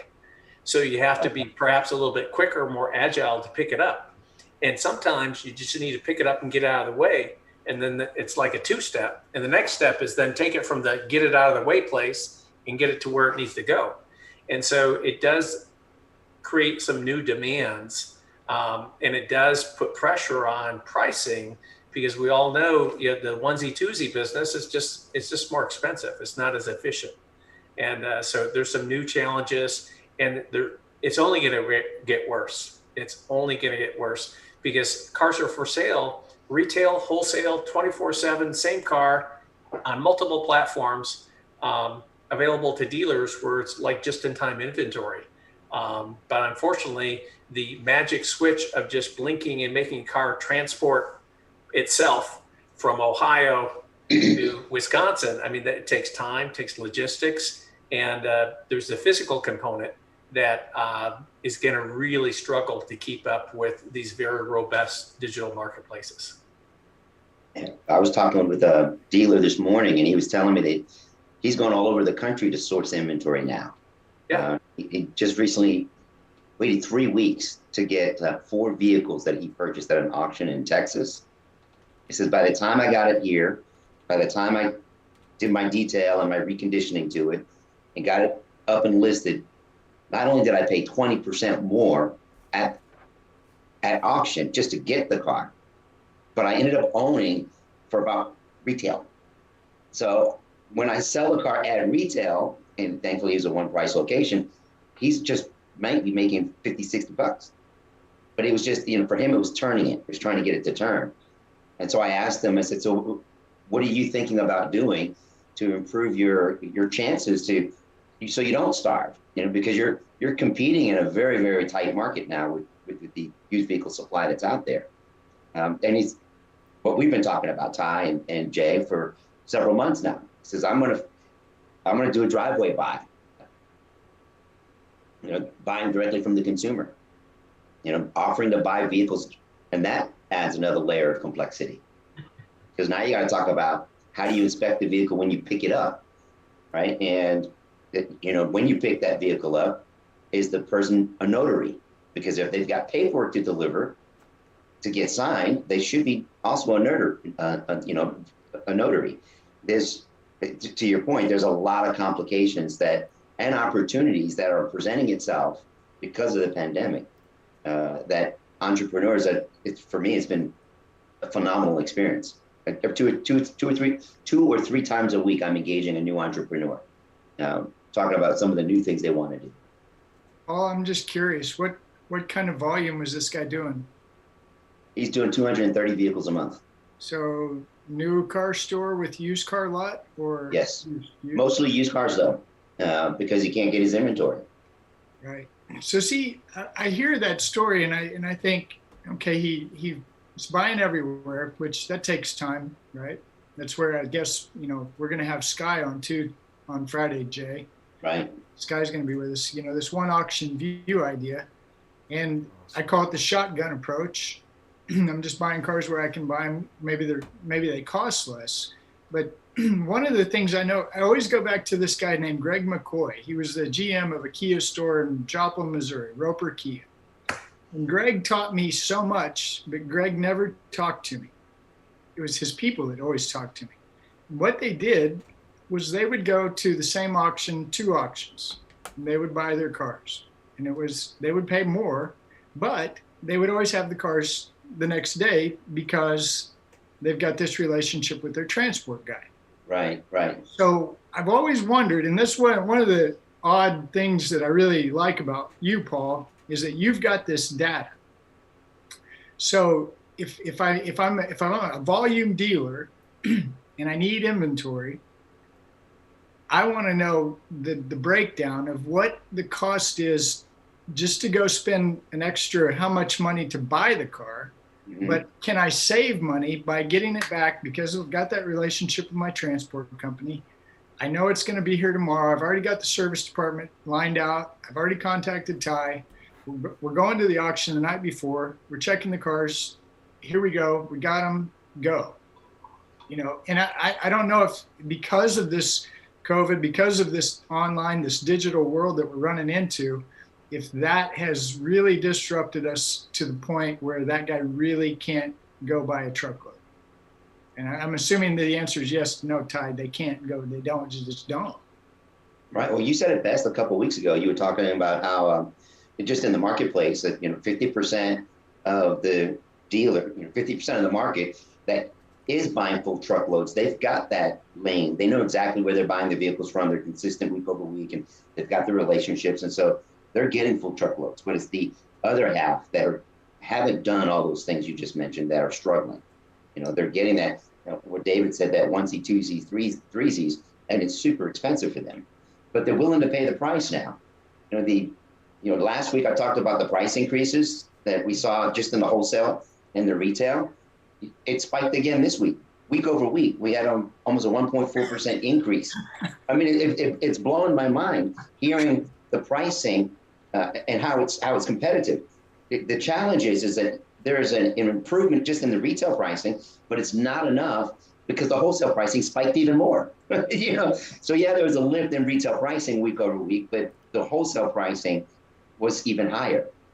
So they lost ground. The dealer's losing ground, which is one of the reasons why there's price pressure just on transportation and on reconditioning and all these other factors.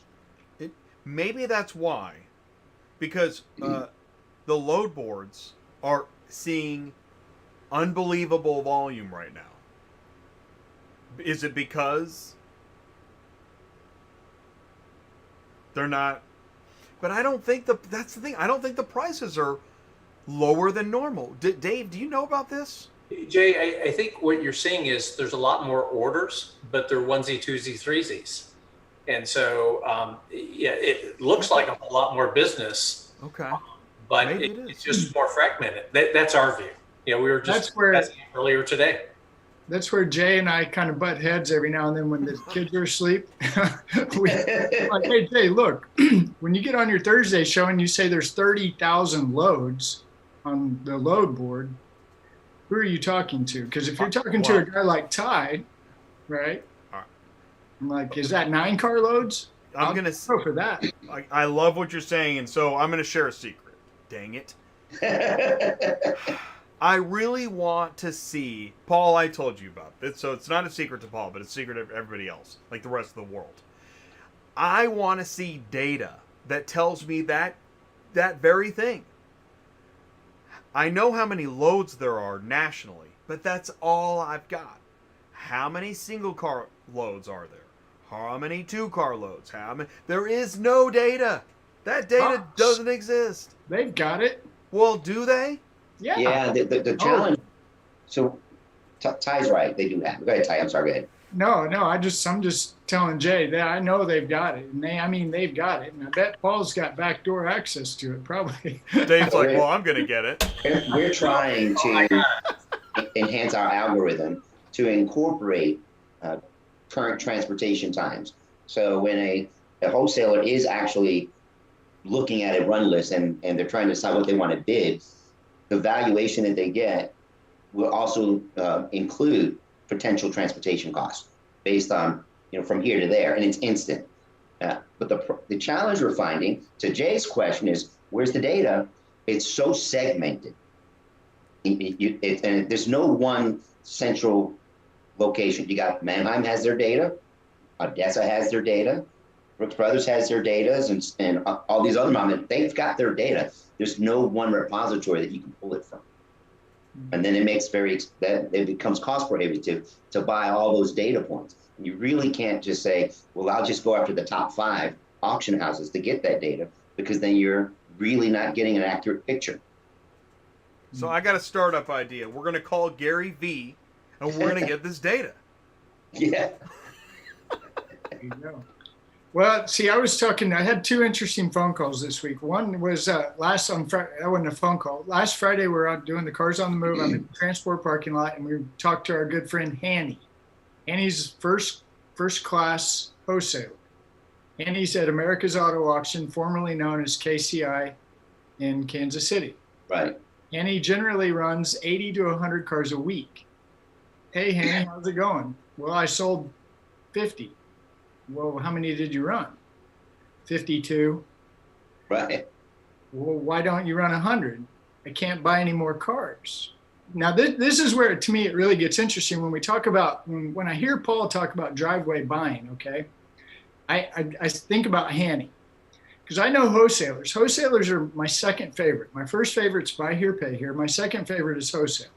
Why do I like wholesale so much? Because they're always tight, right? I mean, they're tighter than the dealer. They're tight because their margins are tight. But I like them because I can network with a wholesaler like nobody's ever networked. They know everybody, every crack, every corner. They know it. So I love the wholesaler. So I'm talking to Hanny in the parking lot, and I'm asking Hanny, why aren't you running 100?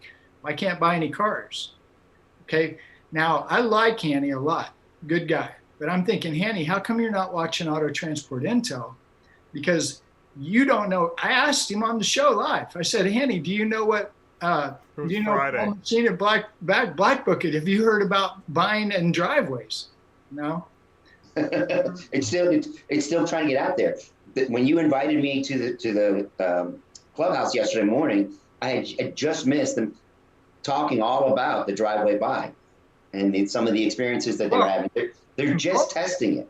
Well, Paul's right. Okay, so I'm in this, don't get me started on Clubhouse. I'm in this clubhouse with these mega dealers, right? And I'm the whole time I'm thinking, Paul, where are you? You got to get in here. So finally I break down, I send him an email. I've been in here an hour just listening to these guys, and they're big dealers. And one of the guys, Kevin with a D, like maybe a German last name or something, he's in there. He's in, I believe, at Georgia, and I believe he's maybe 5 or 6 stores. Anyway, they're really doing this what you're talking about. And I'm just blown away. And I somehow get on the stage with these guys and I said, hey, wait, I got a question for you. You might be, I call it the shotgun. So you're doing that. How fast are you getting them back? This guy didn't even blink. He says 24 hours. I said, on Central Dispatch, are you sure? Yeah, 24 hours. Okay, I'm not going to argue with the guy, but wow. I got to go to Georgia and meet this guy. I want to see this real life. But anyway, so that was number one. Number two, I had a phone call today with a dealer, Sedalia, Missouri. Little used car lot guy, usually has about 50 to 100 cars. Brian, Katie Motors. He calls. I hadn't talked to him over a year. Hey, Ty, I'm going to the auction tomorrow. I'm like, Wednesday? Manheim, they're closed. You're like going to the auction? Yeah, they're running 2 lanes, 4 and 6. So Brian buys these cars that are like maybe $5,000, $8,000 at the auction, takes them home, does whatever he does to them, and he sells them. So as I'm talking to him, I'm like, Brian, are you kidding me? They're really running the cars at the auction? Yeah. I mean, he's so excited that he gets to go to the auction. I said, hey, well, why don't when you're done there Wednesday, why don't you spend the night? I'll take you up Thursday. I'll show you this Americas. They got the doors open. They're running 6-8 lanes. Matter of fact, where's Tim? They got hot dogs in lane 8. But, so the point being, I think, and I could be really, really wrong, but I think there's a type of a car, right, that I don't know exactly. Paul, you could describe it better than I could, but these lower end cars that Size 10,000. Yeah, there you go. And subprime stuff. I can't imagine auctions not running those cars through the lane forever, right? That's just my personal opinion. But anyway, I'm starting to see a little bit of life out here. And of course, Friday I met that auction, and I literally see the life, and I love it. And but I do think as a carrier that what we're talking about is really important, and it really emphasizes the need for you to know what your customer's doing. Okay. That's right. Yeah, I mean, to the car dealer. Just the analogy. You've been to a mall. Everybody's been to a mall. I know what a mall is. I know White House Black Market or whatever these stores are. But you go to a Middle Eastern bazaar, that's a mall to them, but you don't know what's going on. Right. That's right. Good point. Yeah. And talking about the Audi and the Volkswagen and moving those cars, I'm in Kansas City. I've been up here hauling cars for a long time, and I always see truckload after truckload of GMs coming in. Hey buddy, where'd you come from? Oh, Detroit. Oh, Chicago. Obviously, these are late model, low mile cars. I used to call them program cars. Is that what they still call them?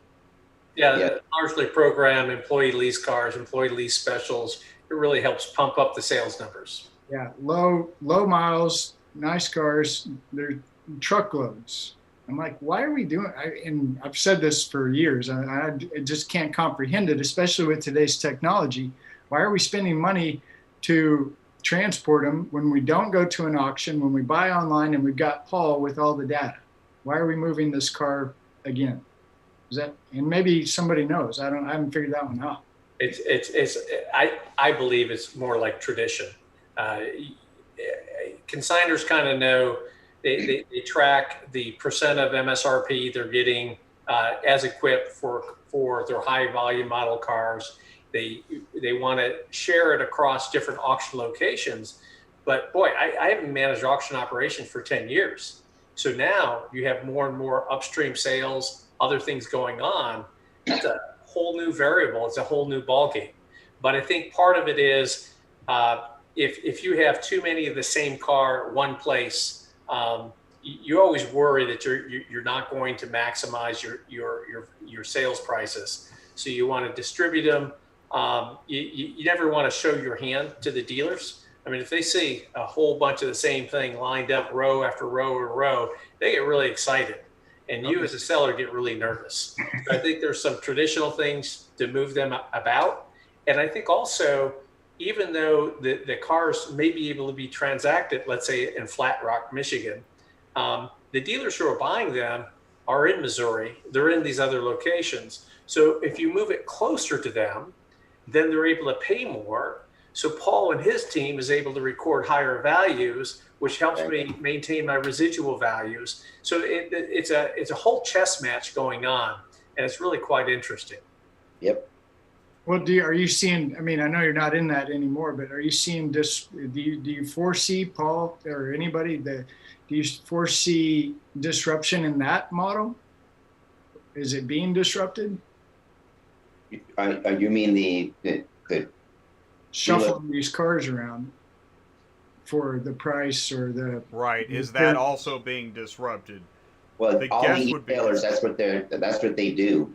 The online e-tailers is what they take a look at.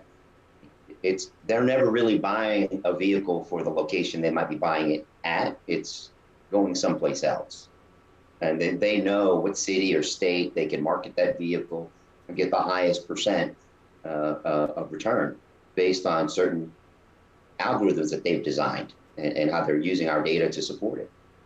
So and AutoNation is doing that. Almost all the large top 10 publicly traded companies are pretty much doing the same thing. They got stores all over the country that they can reallocate the inventory to the right location. Yeah, and as a seller, you would love it when those guys are in the lane, whether it's online or in the lane, because they know exactly what they can retail the cars for within a couple $100. Yeah. So they know exactly what they can buy it for wholesale, because they know exactly what it's going to take to get it to the location, get it reconditioned, because they have all that data. They've done it 20, 30 times already this month on that same model. It's a really very sophisticated part of the car business. Do you think they can also quote transportation prices as well? Just a question. The large publicly traded companies can. And in the chat, someone had typed that the Carvana's central hub, they're seeing 25 haulers there.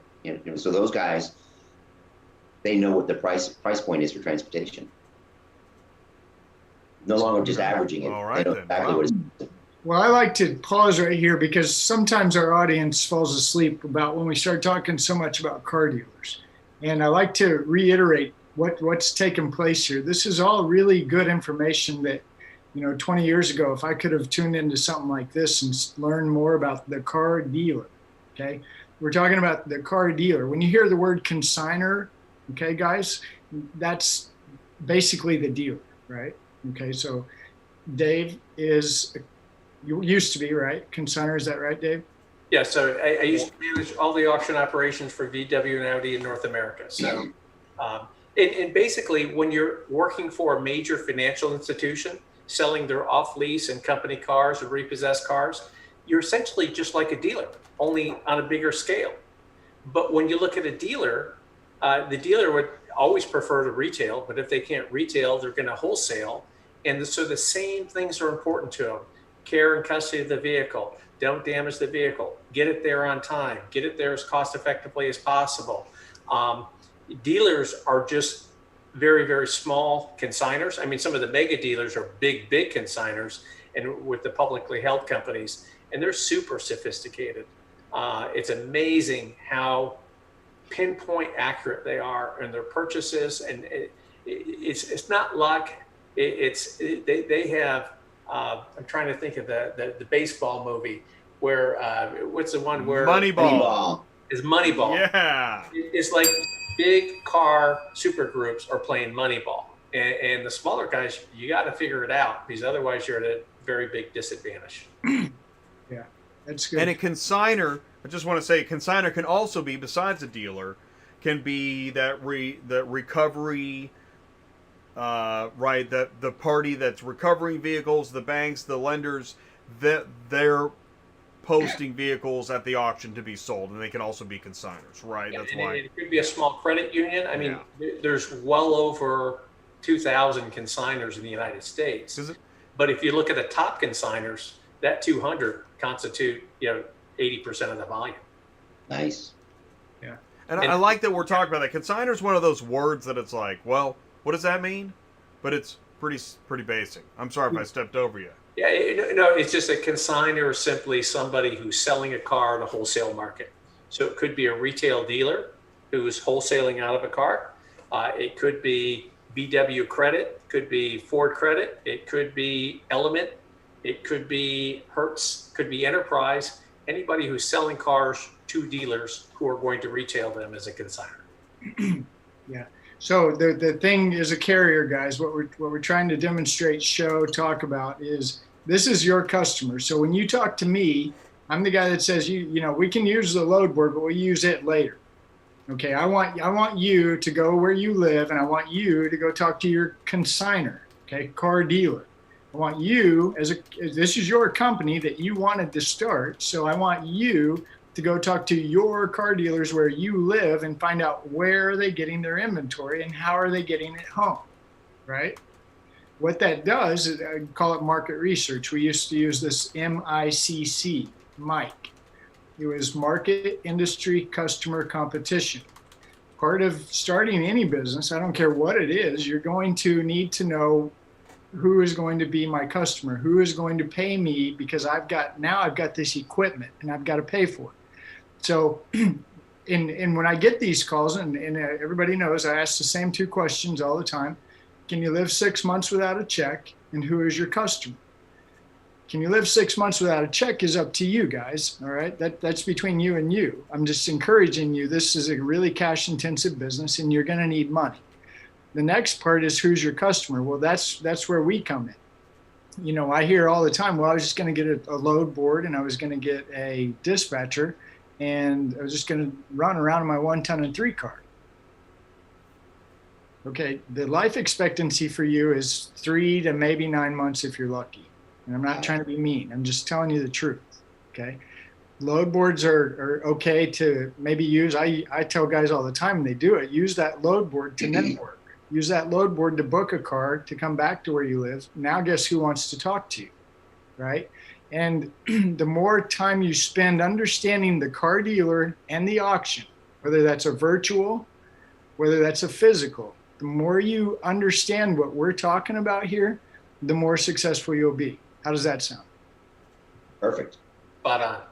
Yeah, it's really good, man. That is the you just teased the super spreader for April 13th. How about that, huh? Well, how about that for a show? Unscripted live. Unscripted live. The only thing that I wanted to mention, we're only got a few minutes left, and Dave, listen, man, thank you so much. You put in a lot of time tonight. Oh, it's been really fun. It's at first I was like, because I'm in Southwest Florida, so it's getting a little bit late, and I thought, what was I thinking? Jay's so gregarious and charming, and just like, sure, yeah, whatever you need. Wow. It's been a lot of fun. Can I share with you guys? I managed auction operations for a decade, and so there was one vehicle that we moved that will be with me forever. I was hoping I'd have the digital picture. I just thought about it when I talked to you guys.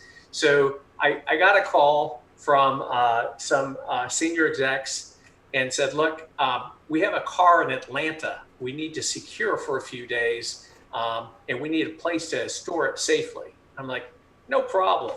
You know, we have a major auction house in Atlanta. I'll call the general manager. He's a good friend. We've known each other for years. We can have it picked up in an hour or two, no problem. And then but wait, there's more. Turns out it was at the Hartsfield Commercial Airport. It was already palletized, and it was a vintage Ferrari race car. Nice. Worth about $10 million. So for you carriers out there, no one could find the carrier who would be willing to touch that and put a vehicle like that in their truck and move it anywhere. So to his credit, there's a gentleman, Gregor Roner, who was the general manager of Mannheim, Atlanta at the time. He saved the day. The solution was a closed carrier, and I don't even think it was a car carrier. It could have been just a freight. That's what I was thinking. Right, get a drive. And they came and they picked it up in the forklift. They took it out of the carrier. They put it in the truck. The truck drove 100 yards and parked. It stayed there for over a week, and it was guarded by some off-duty state troopers who Gregor hired. And then after we secured our financial interest in the car and made sure everything was right with the courts, the same forklift came out to the same truck, opened it up, picked up the car, put it on a cargo plane, flew it to Milan, Italy, and it sold for $12 million.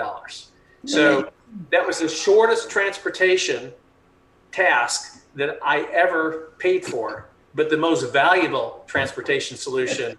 I'll remember it forever.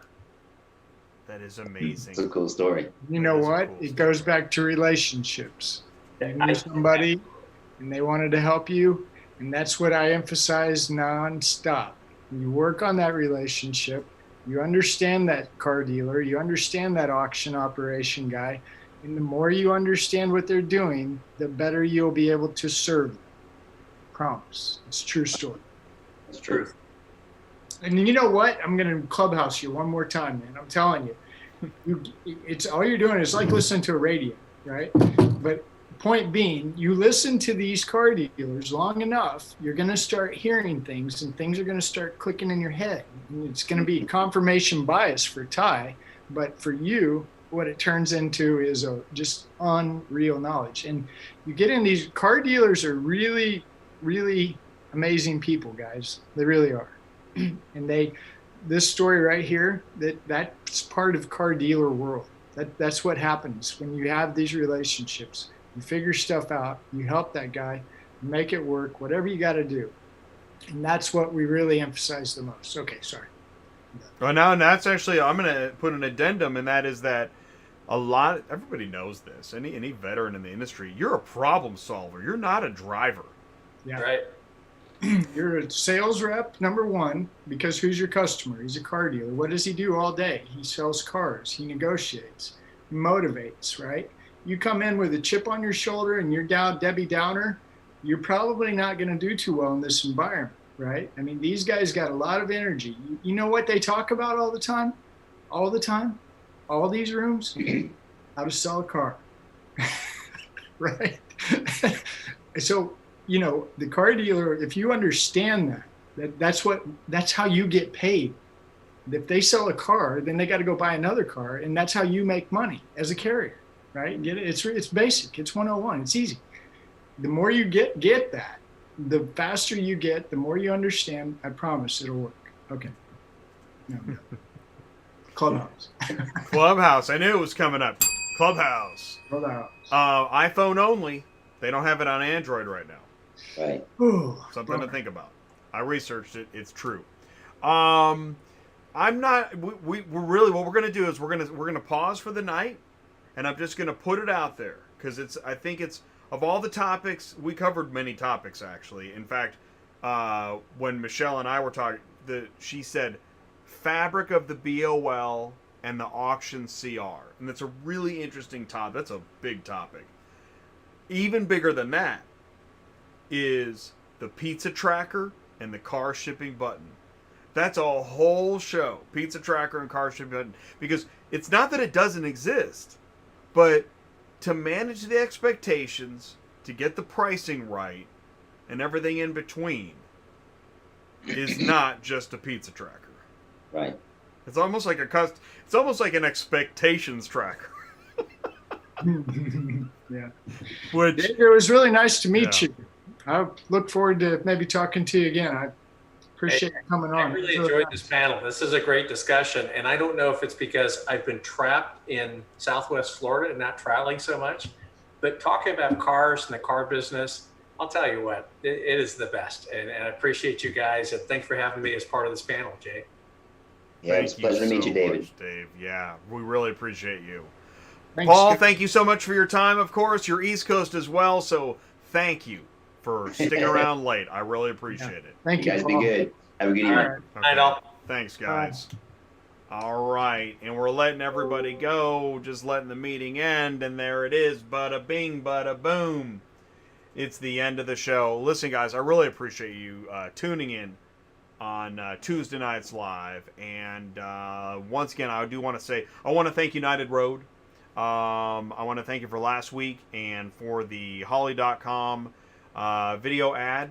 We're going to be seeing more of that. We're going to be seeing more of United Road, I think. So go to Holly.com, get signed up. If you got a question, listen, I said to them, you might get some interesting feedback.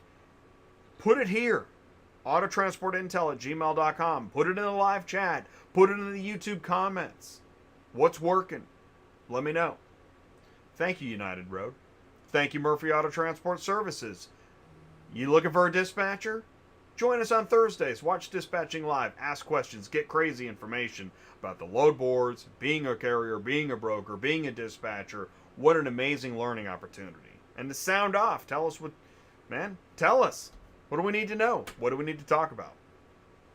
Thank you, SuperFlo Systems. Thank you, Mark Grodicke, for your participation in the live chat. Great stuff.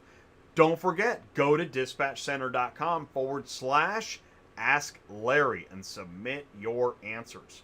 Play the game. Become a part of the community. Let us know how we can help. Ty is putting together the Roundtable Super Spreader. It's on April 13th. Join the Roundtable. Andrew, I want to see you. Nick, maybe you could join us, man. That'd be cool. Silverman, John Garofalo. We got a growing community, and the way this has been working, these car hauling roundtables, the monthly car shipping, vehicle transport, call it what you will, because Doesn't matter if you're a broker, a carrier, a dispatcher, maybe you're a dealer. Maybe you work at an auction. Maybe you work at a CarMax at midnight. You know who you are. Listen, here's the thing is we want you to join us because we're going to have our chief veteran with information and knowledge. We got folks that have been in the business for a while. They have war stories to share. And then we got newbies. New greenhorns. Welcome on Auto Transport Intel on the Car Shipping Roundtable, the Super Spreader coming up in April. And so listen, thank you everybody for tuning in the live chat, saying hello, and watching, whether you're at your couch or in your truck, or whatever it is. This is an auto transport community, the likes of which this hasn't been done before. So I'm proud of the channel, and I appreciate your time. Thank you so much, Ty. That was a great show, man. That was a great show, and you would never know that I worked really, really hard to make sure this show finally got together, and it did. It's like many other Tuesdays. It's very rewarding to see it happen, see it come together, and get it on acetate for you. Acetate would be like VHS tape, and nobody does that anymore. So now it's on demand. It's on YouTube. It's a wrap. We're done. It's going to be on YouTube. I don't even know how many years. It'll be available and people will be watching it. To learn about the IARA, thank you so much to the IARA for sharing the news about their CAR program. Amazing information. I really do want to join it. Can't wait to learn more about it. Hey, man, if you need more help with moderation of panels, let me know. And I want to thank everybody out there in TV land. Thank you guys so much for tuning in. Let me know how I can help. If you need help setting up your business, you got those kind of legal questions, join us for DOT compliance tomorrow at noon. Thursdays dispatching. Fridays is Cars on the Move. It'll be the melting block of ice. Sorry Tim couldn't join us tonight, but I appreciate Dave Sutton. Thank you so much for sticking around so long. Great information. That was awesome. This is Dave's first time live on Auto Transport Intel, and man, he knocked it out of the park. Thank you, Paul Machine of Black Book. Amazing stuff as always. Great contribution, great conversation, and great thoughts. Paul's a very thought-provoking fella, and I really appreciate that. And Ty, Cars on the Move, dude, thank you so much. I really appreciate your input, and talking to you helps me flesh out some of these ideas. Man, I got some crazy ideas. I got some notes. I'm working on it. There's going to be some cool stuff coming up next month. And don't forget, next Tuesday, oh my gosh, dude, Beck of Super Dispatch is going to be here. I let him put a panel together. It's Beck's panel next Tuesday night. Wow, that's going to be off the hook. Guys, thank you so much for watching Auto Transport Intel. Stay safe, and I'll see you soon. Peace out, everybody.